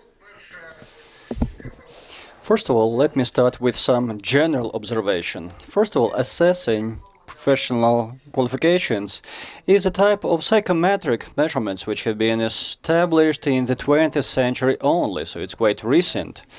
While in fact it has become a result of quite dynamic development of psychology and informational technologies. And these opportunities which made themselves available gave rise to such theory as testocracy, for example, and some people even believe that we are at the verge of a new political setting where the political positions will be distributed based on the results of testing. So the presidents, mayors, and governors will be appointed based on their testing results. But the fact is that so far we are missing those test systems and kits, which can. So the question is, can we create them? And how realistic is that? But again, unlimited opportunities, and the only limitation is the measurement tool that we are bound of. Because indeed, we can create different testing systems. But speaking of the tests themselves, if there is any kind of activity, either it's associated with physical activity or intellectual activity, then it should be appropriately organized. And such performance can be best performed by the artificial intelligence. And this explains why artificial intelligence is booming at the moment. But it will be developing even further. And let's hope that artificial intelligence is not capable of creative activity at the moment, although it's quite capable of delivering routine functions. And the future will be multifold. And that means that our criteria and tools for assessing should not be comprised of tests alone, at least not such type of tests which can be validated by the artificial intelligence exclusively. And definitely, successful completion of automated tests is not an unique one, but one of the elements of assessing systems.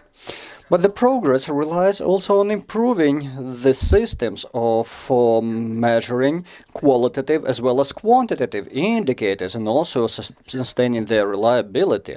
Is equally to that, social science and social progress is based on psychometric measurements development, their validity, reliability, and conceptual integrity. And it should be noted that despite the advance progress which have been achieved so far in terms of psychometrics, we still have no alternatives to us, the human beings, as compared to the standards which reflect the best practices globally, as well as those standards which apply to respective stages of those psychometric measurements and assessments, as well as the system of evidence-based construction of tests.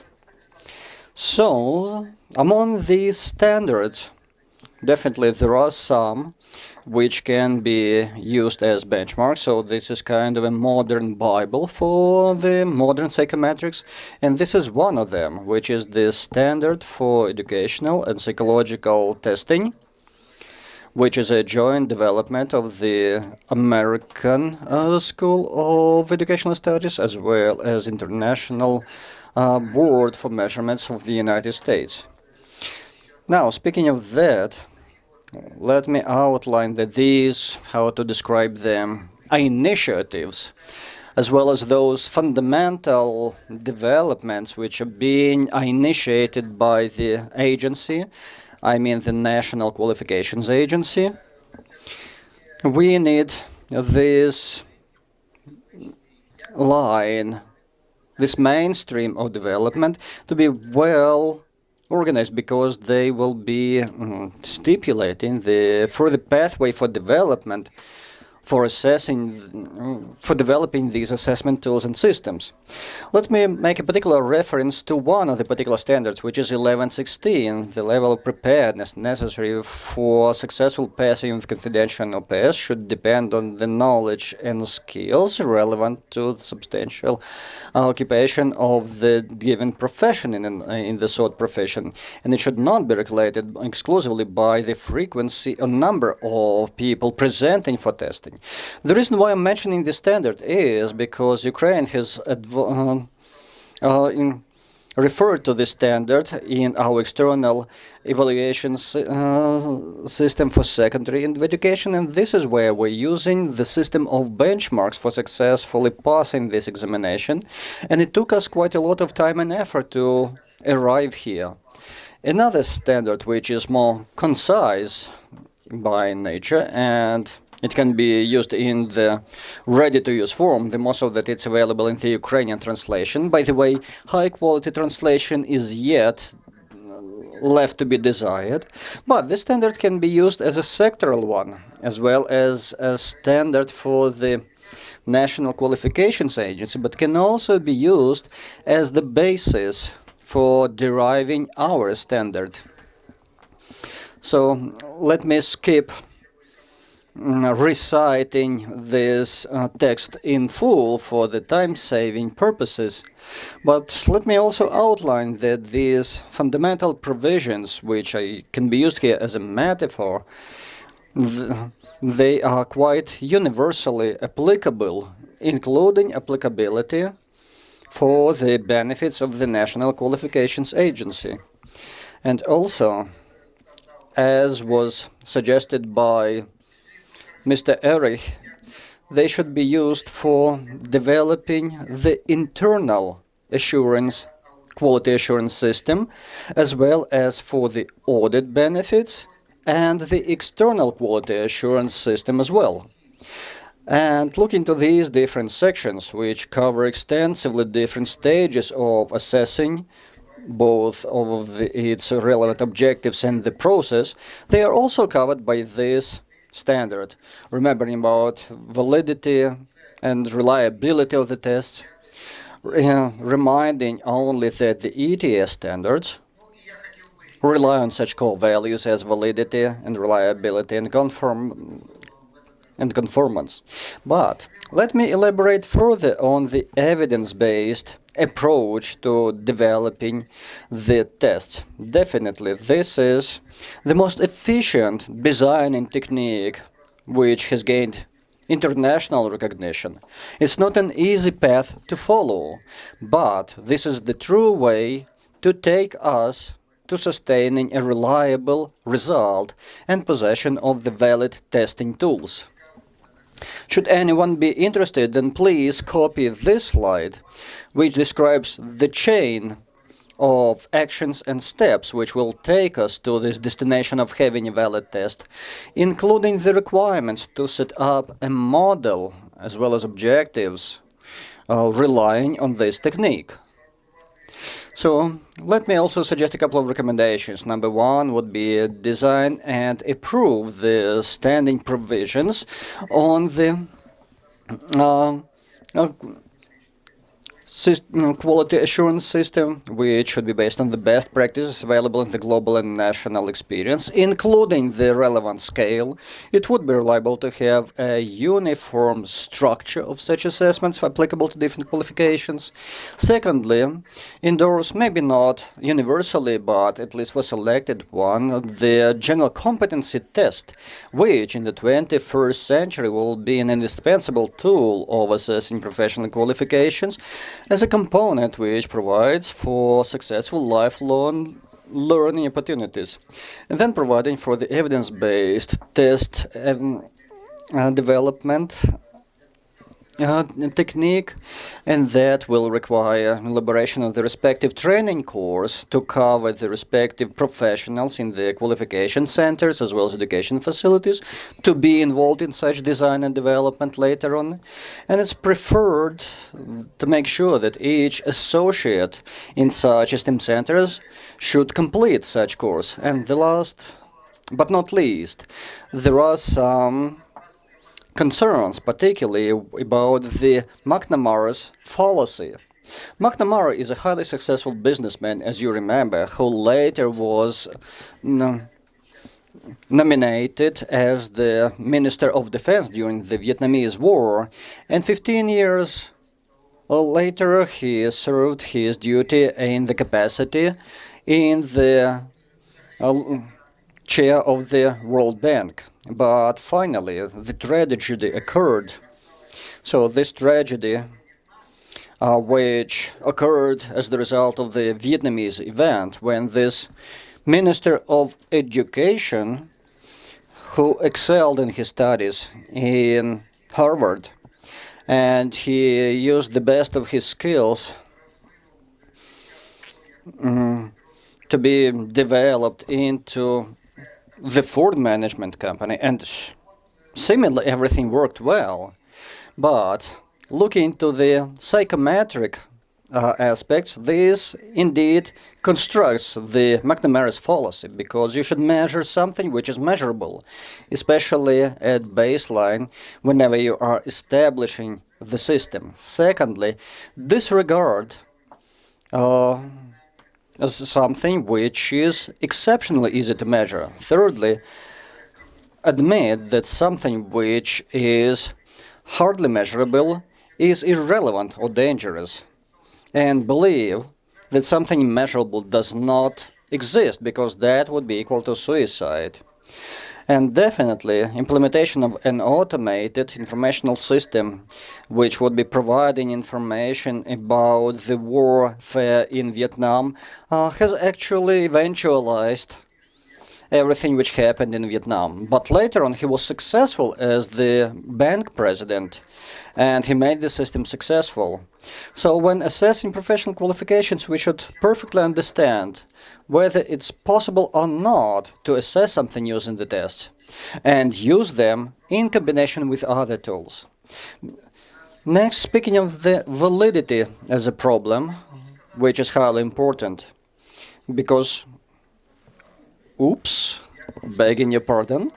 Well, I would like to emphasize that back in 2015, when we had the IAEA International Conference, which would be the most representative international conference on educational assessments, which usually convenes thousands of leading experts from the globe.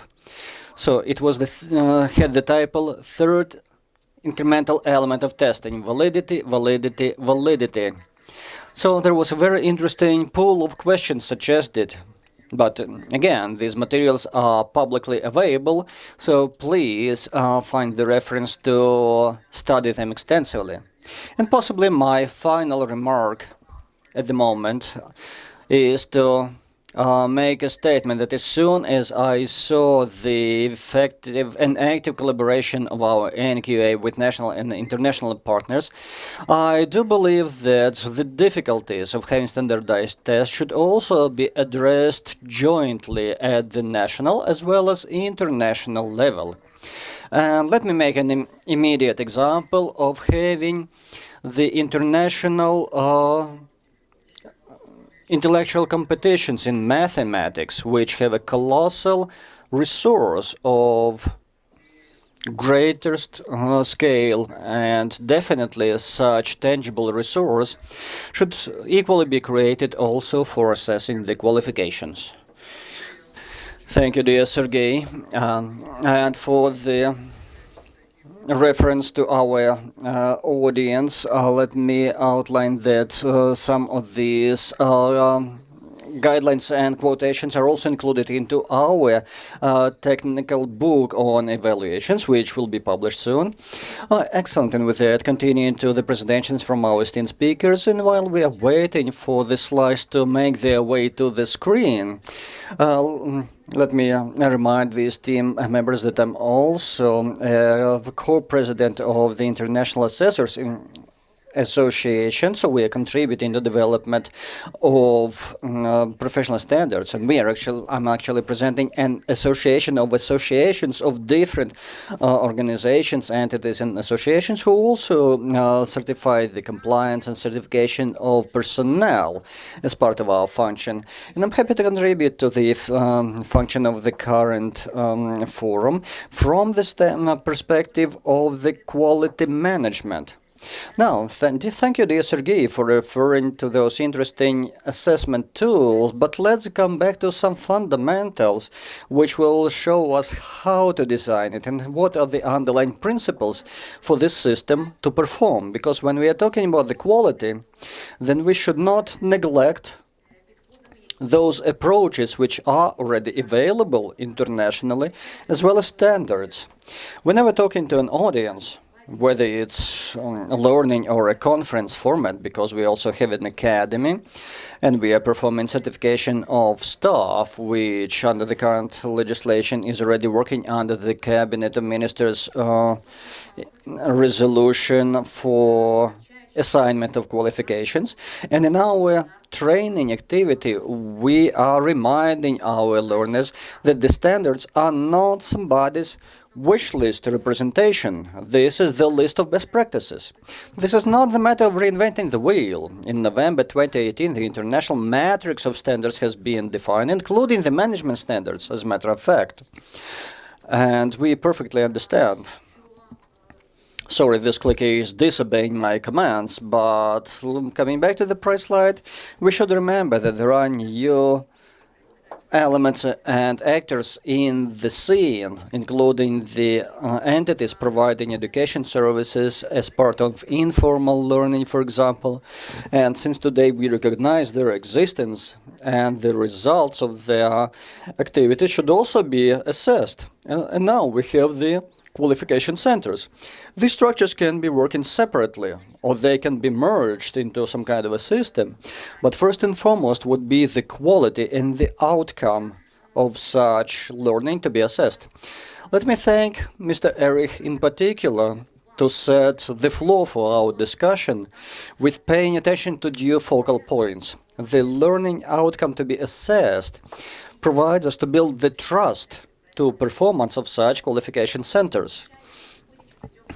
Both from the perspective of an applicant who will appeal to such centers to be assessed properly, and thus becoming confident that once you come into the labor market, your credentials will be recognized. And also for the labor market, we need certain level of trust, who thus inquiring with the qualification center to validate the information contained in the slip of paper, which is the validation certificate of any sort, is actually a credible source of information about the vacancy filling position seeker. And again, accomplishing these qualities is important, remembering that Ukraine is an ISO signatory country, and 9001 is the fundamental standard to comply, because it talks about the quality management, because the entire line of standards 9000, including 9001, is aimed at accomplishing the qualitative result, which will match the consumer needs. And the main essence of the standard is that high-quality result, service included, because education is a service, is possible under conditions of high-quality management. And that is why we have to foresee all of the necessary prerequisites for having this quality system in place, which will enable us to deliver the quality service, with the quality being sufficient to the current day demands.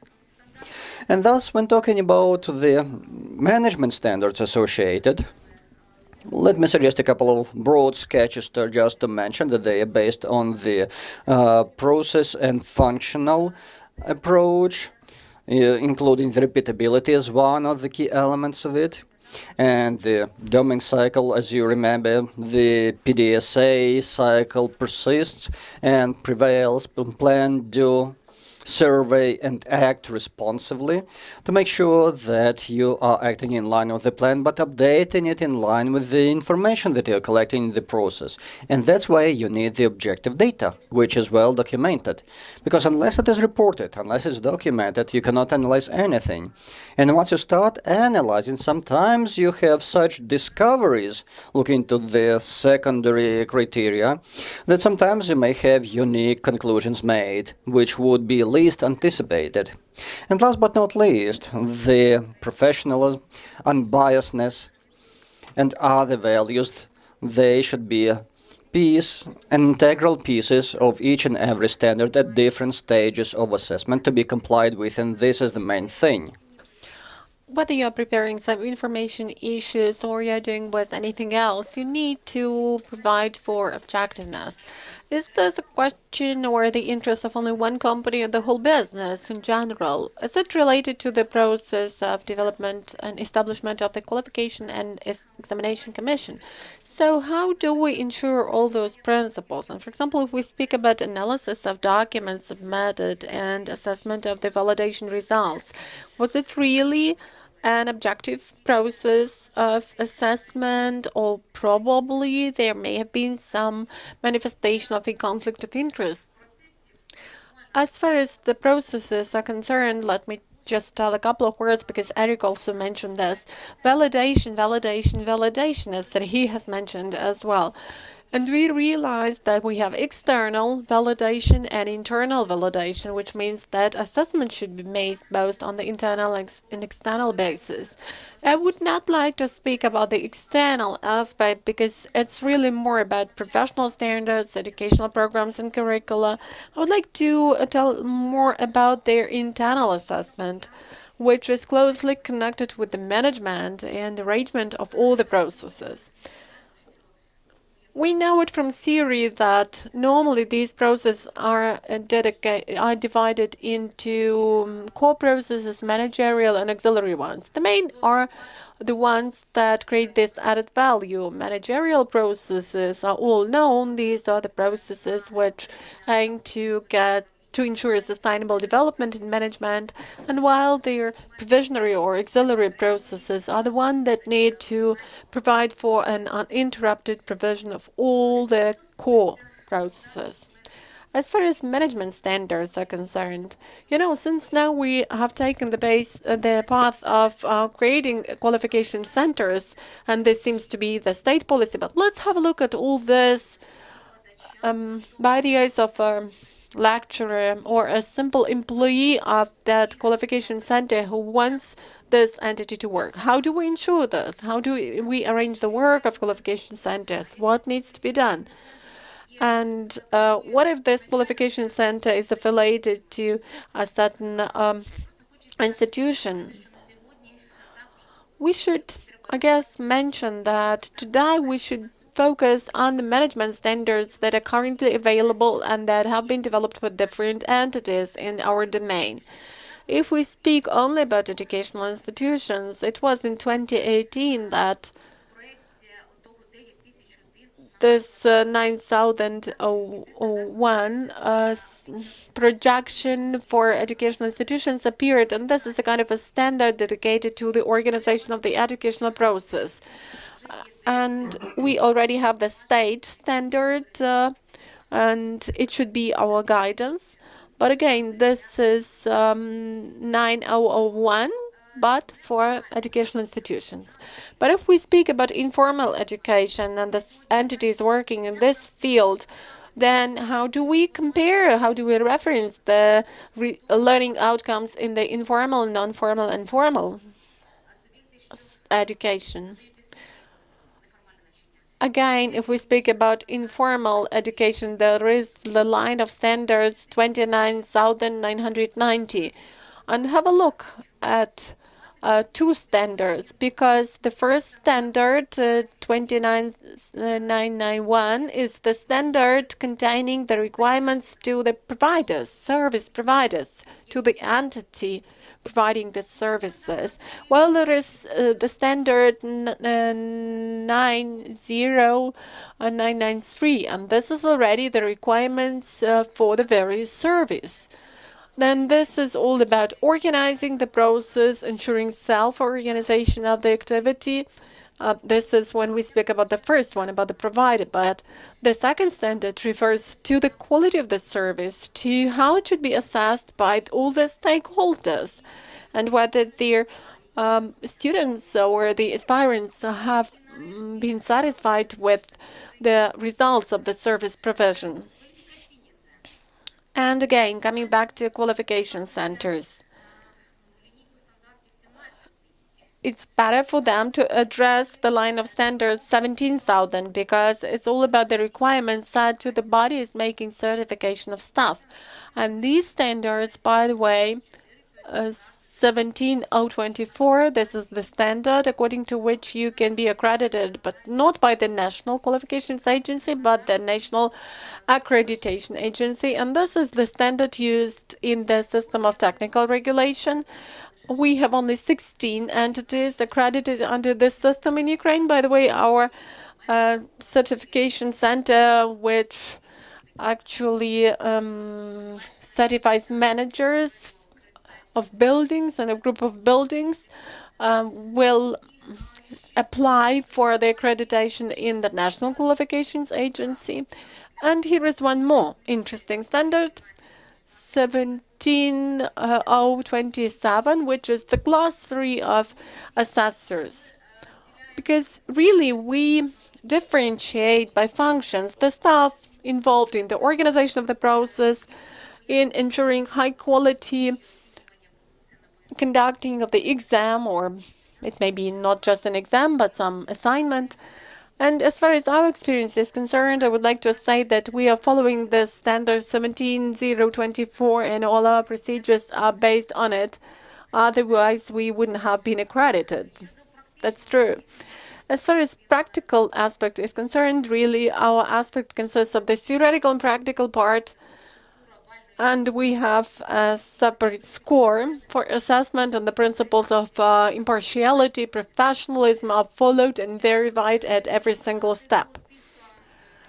I would just like to add a couple of things to what has been mentioned. You know, assessment tools are really paid great attention to, but you understand that quality is not only about the tools and methodologies of assessment, but it also has some preparatory stage. It also depends on the level of experts, on the relevance of the documents and the information which we demand from all the individuals, and which we verify and check all the time, because we need to ensure the relevance of all this information. And the very procedure is also changing. And I really support all those who've been saying at this forum that there must be unified requirements for assessment according to types of activity.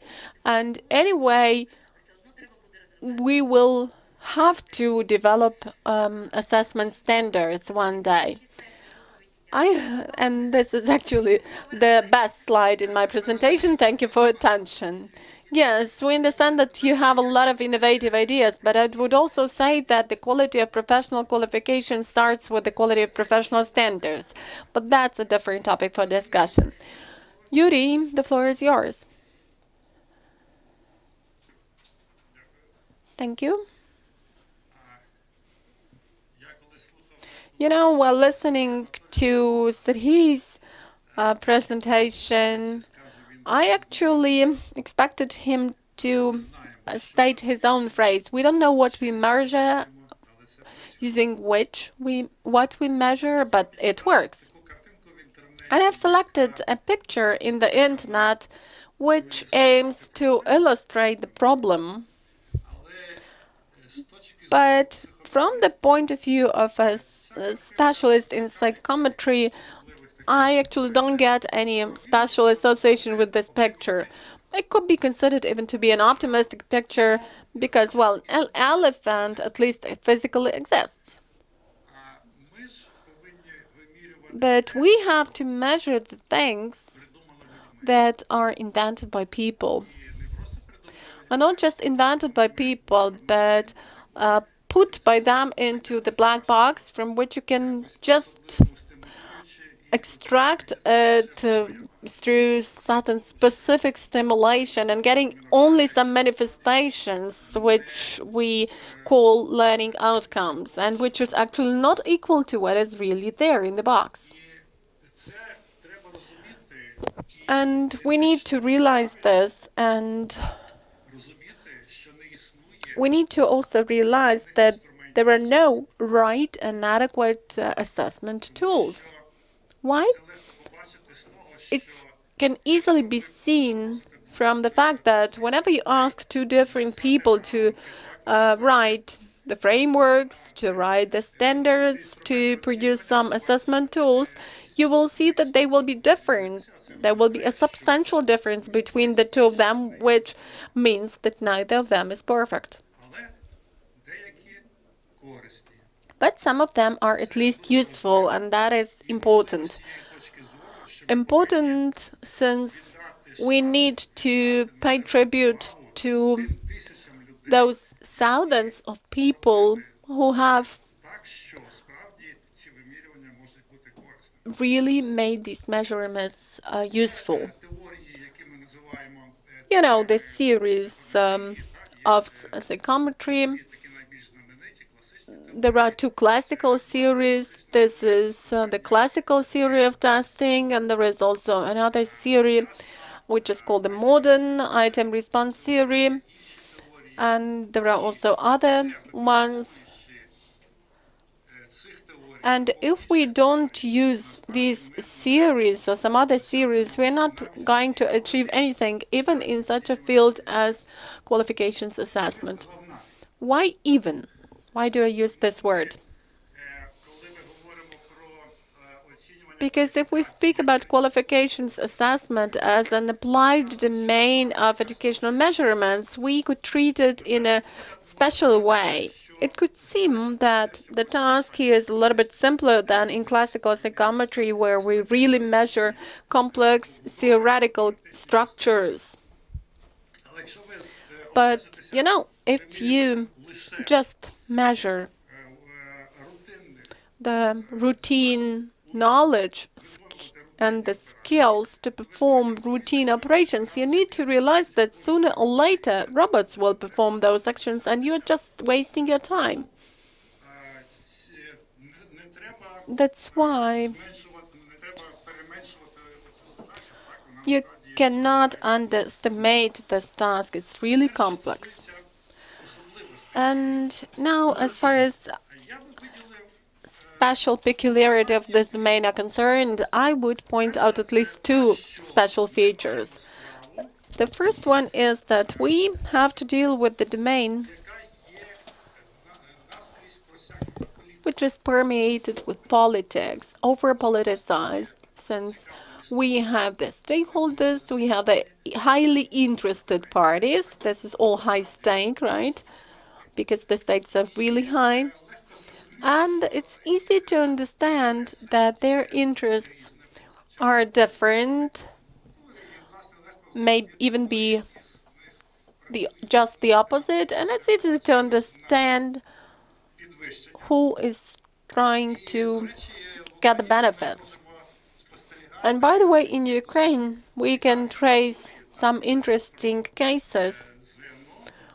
I mean here, external independent evaluation and those thresholds set when, you know, at first there is a panel of experts working at those thresholds, and there could be 50, 70 experts. They have a consistent procedure. But then after that, a commission gathers and they vote just by showing their hands, and they pass a decision as to what should be done with this threshold, whether it could be higher or lower. That's the way it works, and that could be the outcome which we get. And in case with this commission, we realized that you can actually forecast what its decision is going to be if you invite specific people and if you ensure specific proportions of those groups of interest at those meetings. Yeah, problem flicking through the slides too quickly. We need to always bear in mind that we have some political context involved. Another special feature from the point of the people dealing with psychometry is that assessment goes by criteria. And I recently found out that the criteria-oriented assessment appeared for the first time back in 1963, while before that, both assessment and different theories and the tools developed were focused on different things. They were information-based, and that was information of a different type. What type, will you ask? You know, when I worked as the dean, when first-year students, freshmen came, I always was interested in their score in mathematics, in their external independent evaluation. And if their average score is 73, so what do I have to do? What does it mean 73? The norm-oriented information shows me, if I manage to extract it from some reports, that these are the people who belong to the 10% of those who have passed the exam in mathematics in the most successful way. I may be happy about that, that's great. But is it enough for me to pass some managerial decisions? Do I need to introduce some additional courses? And can people actually add up fractions or not? It's not known. And this information is already criteria-based, which means that we compare not just people with people, but we compare a person with some human model called a professional standard. And theory must be a little bit different here. In no case should we oppose these two approaches. And we shouldn't think that the norm-oriented information is no longer necessary. In fact, when you pass the decision, you always need this type of information. You have to pay attention to the proportions as well. You need to have a look at whether we're not violating what Keynes said. You know, there is Mr. Keynes, the guru of validity, Miles Keynes, who invented the rule, who said the rule available in astronomy, saying that is the so-called rule of the golden-haired lady, that the criteria should be norm-oriented as well, and we cannot demand performance of perfect requirements if they cannot be met. Or vice versa, we could reduce our requirements and we will get as the result, the situation when our occupation will just not be appreciated. Let me not focus on other things. Today we have heard a lot of interesting things about performance assessment, performance-based assessment, observations. And it's good that there appear more and more opportunities to do this in the format of computer simulations like the ones shown to us by Inna.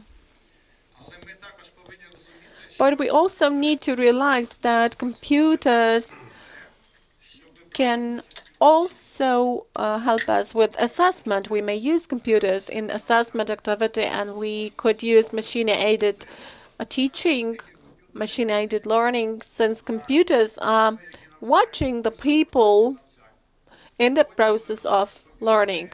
Then computers know, so to say, the outcomes of this learning, and they learn to assess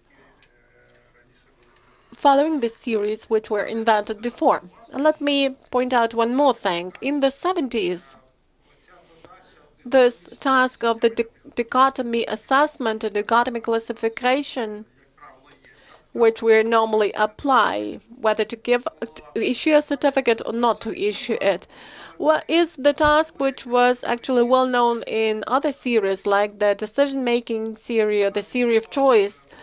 It was also a well-known notion in the theory of machine-aided learning as the task of the classification, which is the key one and which is used in many industries and sectors, like whether you give a person who applies for a credit, whether to give a credit or not. This is actually the decision passed by computer programs. And after that, a different task arises. If you give the credit, then what amount of credit you should give. And this reinforced information is also important and also should be available.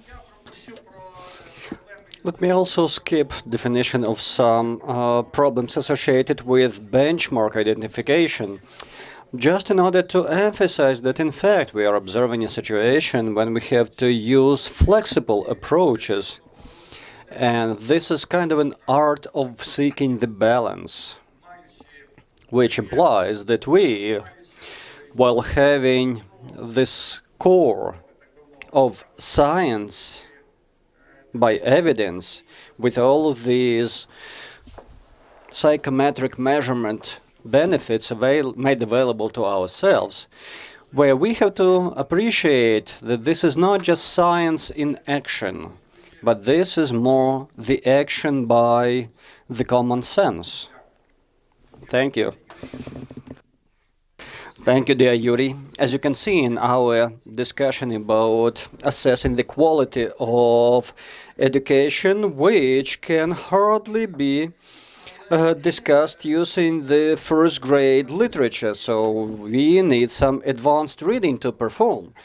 But actually, one of the problems that the applicants are facing that would be developing the bank of controlling and revisory materials. And Mr. Igor, I believe you are the banker to be associated with this solution. Good afternoon, esteemed panelists, colleagues, and forum participants. Thank you for the kindest invitation. Well, this is my particular luck to be always the last speaker in the panel, because I have the juiciest and the most important thing to deliver. So the aspects I'd like to focus on is, first of all, make an attempt of bringing in some of the findings on the discussion that we had so far in order to see how do the people feel who are under assessment, and try and simulate themselves. And when we talk about development of revision materials, we have first of all to understand that once we try to keep our eyes closed and imagine what an apple looks like, and then being invited to present a green apple, red apple versus yellow apple, then it will be obvious to us that each and every individual will hear the same description in a different manner. And that makes it difficult to develop high-quality revisory materials to be understood uniformly among the different people using them, although that will be associated with the same kind of knowledge. But there is a system for constructing such materials which includes compulsory stages, and I do appreciate that in the future the qualification centers will have to go through all these stages, identify the goal of and subject of assessment is extremely difficult, but once the centers are established, they will have perfect knowledge of what is measurable, what to be measured, and what do they want to learn via such measurement. But then a more complicated thing comes in, which is teaching the future authors of testing materials. This is quite a challenge because assessors are not trained by our higher education facilities at the moment. In other words, speaking of people who know about the conventional testing theory and modern testing theory, and the modern testing theory has been suggested back in 1961, and it's quite outdated. It's not modern any longer because the modern is advancing. And the fact is that we don't have such specialists trained locally in Ukraine, and that is my concern. And to the best of my knowledge, the last master's specialty of assessment specialist does not have any students this year, and that's a problem. That's a problem I'd like to reiterate. And again, my colleagues have already spoken of the cycles involved, so let me just emphasize another aspect, and that would be our objective and our duty to make sure that these qualification centers are functioning uniformly and consistently across the different centers. And to do so, we'll have to establish banks of testing assignments that will be accessed by the respective centers. Another important thing to remember and to plan whether or not these task banks should be open also for the applicants, or should they be closed, meaning there's no open access to the tasks outside of the testing environment. And even that is a very difficult question to answer, because it's a common knowledge about the following story. One center in one of the countries, let me omit the name, has offered 1,000 of test assignments. Not 1,000, but 10,000. There was a book published with 10,000 test assignments on mathematics, which could be used for testing knowledge in the mathematics examination. 3 months later, there was a 4-volume publication made, Solutions to 10,000 Mathematical Test Assignments, providing you with all the necessary solutions. So this is the lesson we had to learn the hard way. Another thing to learn is, well, wait a second.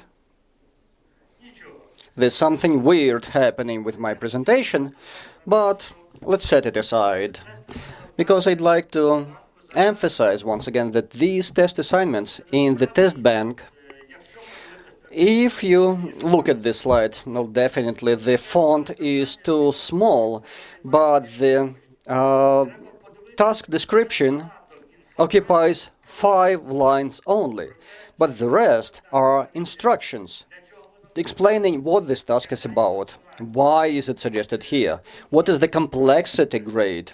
Who is the author? And so on. But this is not the exhaustive set of information about this test prior to offering it to a training attendant. Let me present the next slide, which keeps switching itself off, so there must be some artificial intelligence in action. So this is another page about the same task from the point of view of psychometrics, which suggests that there is a specialist who can see this test not from the standpoint of the author, but from the standpoint of the person taking the test, in order to understand how was this task approached in terms of resolution. And there should be not 1 page, but 3 pages at least against each and every task. So let me take us closer to the next hypothesis I'd like to suggest. In order to have high-quality assessments made available to ourselves, for them to be credible and reliable, and for them to be trusted and accepted by the broader communities, community of assessors and community of the assessed, first we have to train the specialists who are knowledgeable in assessment, and then only start experimenting, because basically we're experimenting involving human beings. Thank you so much. We have entire 50 seconds left within our panel timing. And we do have quite an extensive list of questions which have been replied already in writing. But let me suggest, appreciating there is a price to pay, which will be delaying the time of ending our panel, but invite each of the panelists to 1 minute final statement. You're welcome. You're skipping the floor. In that case, let's use the remaining seconds for the sake of a question and producing answer to it. When developing the draft legislations about the professional qualifications, we forgot about the standards of assessment. So how can we catch up on that? Shall we start developing the assessment standards separately or include them into the occupational standards? Let me try and answer that question, because we contributed to development of the draft regulations back in 2017 together with the Ministry of Social Policy under the working group. Definitely, occupational standard should include at least some basic information, some criteria, some indicators. They should be mentioned here in terms of measurements applicable, and that will give us the basis for assessment. Even definitions, taking international experience into collaboration. How can you measure that? Whether or not this person who sits in front of you is or is not taking the international experience into consideration. Understanding of the domain of operations. How can we measure that? What would be the indicators and what is the scale? Because attestation of the qualification, testing qualification would be looking into the practical skills on the other hand, and that's why you have to understand and interpret these professional standards respectively from the point of view of measurements. But even so, if something can only manifest it via theoretical knowledge or maybe via performance of such practices using a piece of equipment, then the assessment standards would be already involving some procedures, towards different elements and at different stages. Well, let's remember that occupational standards has a very clear goal, but the assessment standard is a different standard with its own content, objectives, and the meaning. Okay, Mr. Erich, any final comment, considerations? Madam Irina? Well, if I can kindly step in, my esteemed colleagues, we had a very interesting discussion today. So, and first of all, thank you for raising so many different questions and aspects, including the test bank with all of the important and interesting examples delivered. We believe this will be an indispensable element of a comprehensive system, and integrity of all those elements is important. I do agree with you, Erich, as well as having uniform requirements clearly suggested and stipulating the scope, content, and shape of such system. Okay, my final invitation to the final comments and remarks. Although I appreciate that the time has expired, so let me use the remaining after seconds for thanking all of the esteemed panelists who presented live and remotely. And do remember that soon enough we'll have our guide for assessment specialists published soon enough, and many of the people sitting here in attendance are authors and co-authors, and we'll be producing an operational manual as well together with our German colleagues, and we're also planning a broad series of training starting next year. So there's a lot to do in terms of scope and importance to all of us, and I hope and believe that our today's panel gives us a very good kickstart into that better future. With that, dear panelists, dear members of audience, let us thank you for finding time to stay with us and dedicate your precious time to importance of important issues around qualifications. This is a highly relevant subject for discussion. And with that, please be invited to stay tuned, because in a matter of minutes, the chair of the National Agency for Qualifications, Mr. Beleniuk, will speak with the announcement of the forum resolution and final remarks of the Human Capital Forum 2030.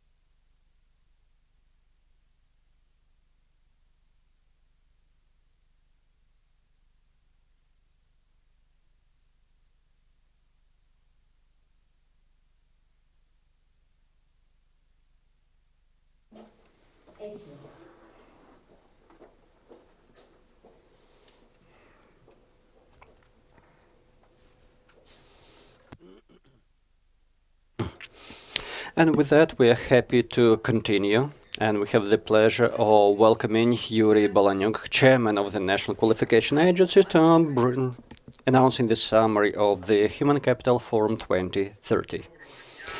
Good afternoon, esteemed viewers, forum participants. I believe this is a symbolic moment that the second day of forum coincides with the birthday of Grigory Skovoroda. One of his philosophical expressions, and there is even a visual embodiment, is about unequal equality, which you can see in the Ukrainian 5 hryvnia banknote, which suggests that everybody has sufficient amounts fitted within different vessels of different volume. Today and yesterday we had different panels with over 50 panelists contributing to our discussions on different subjects included into the agenda.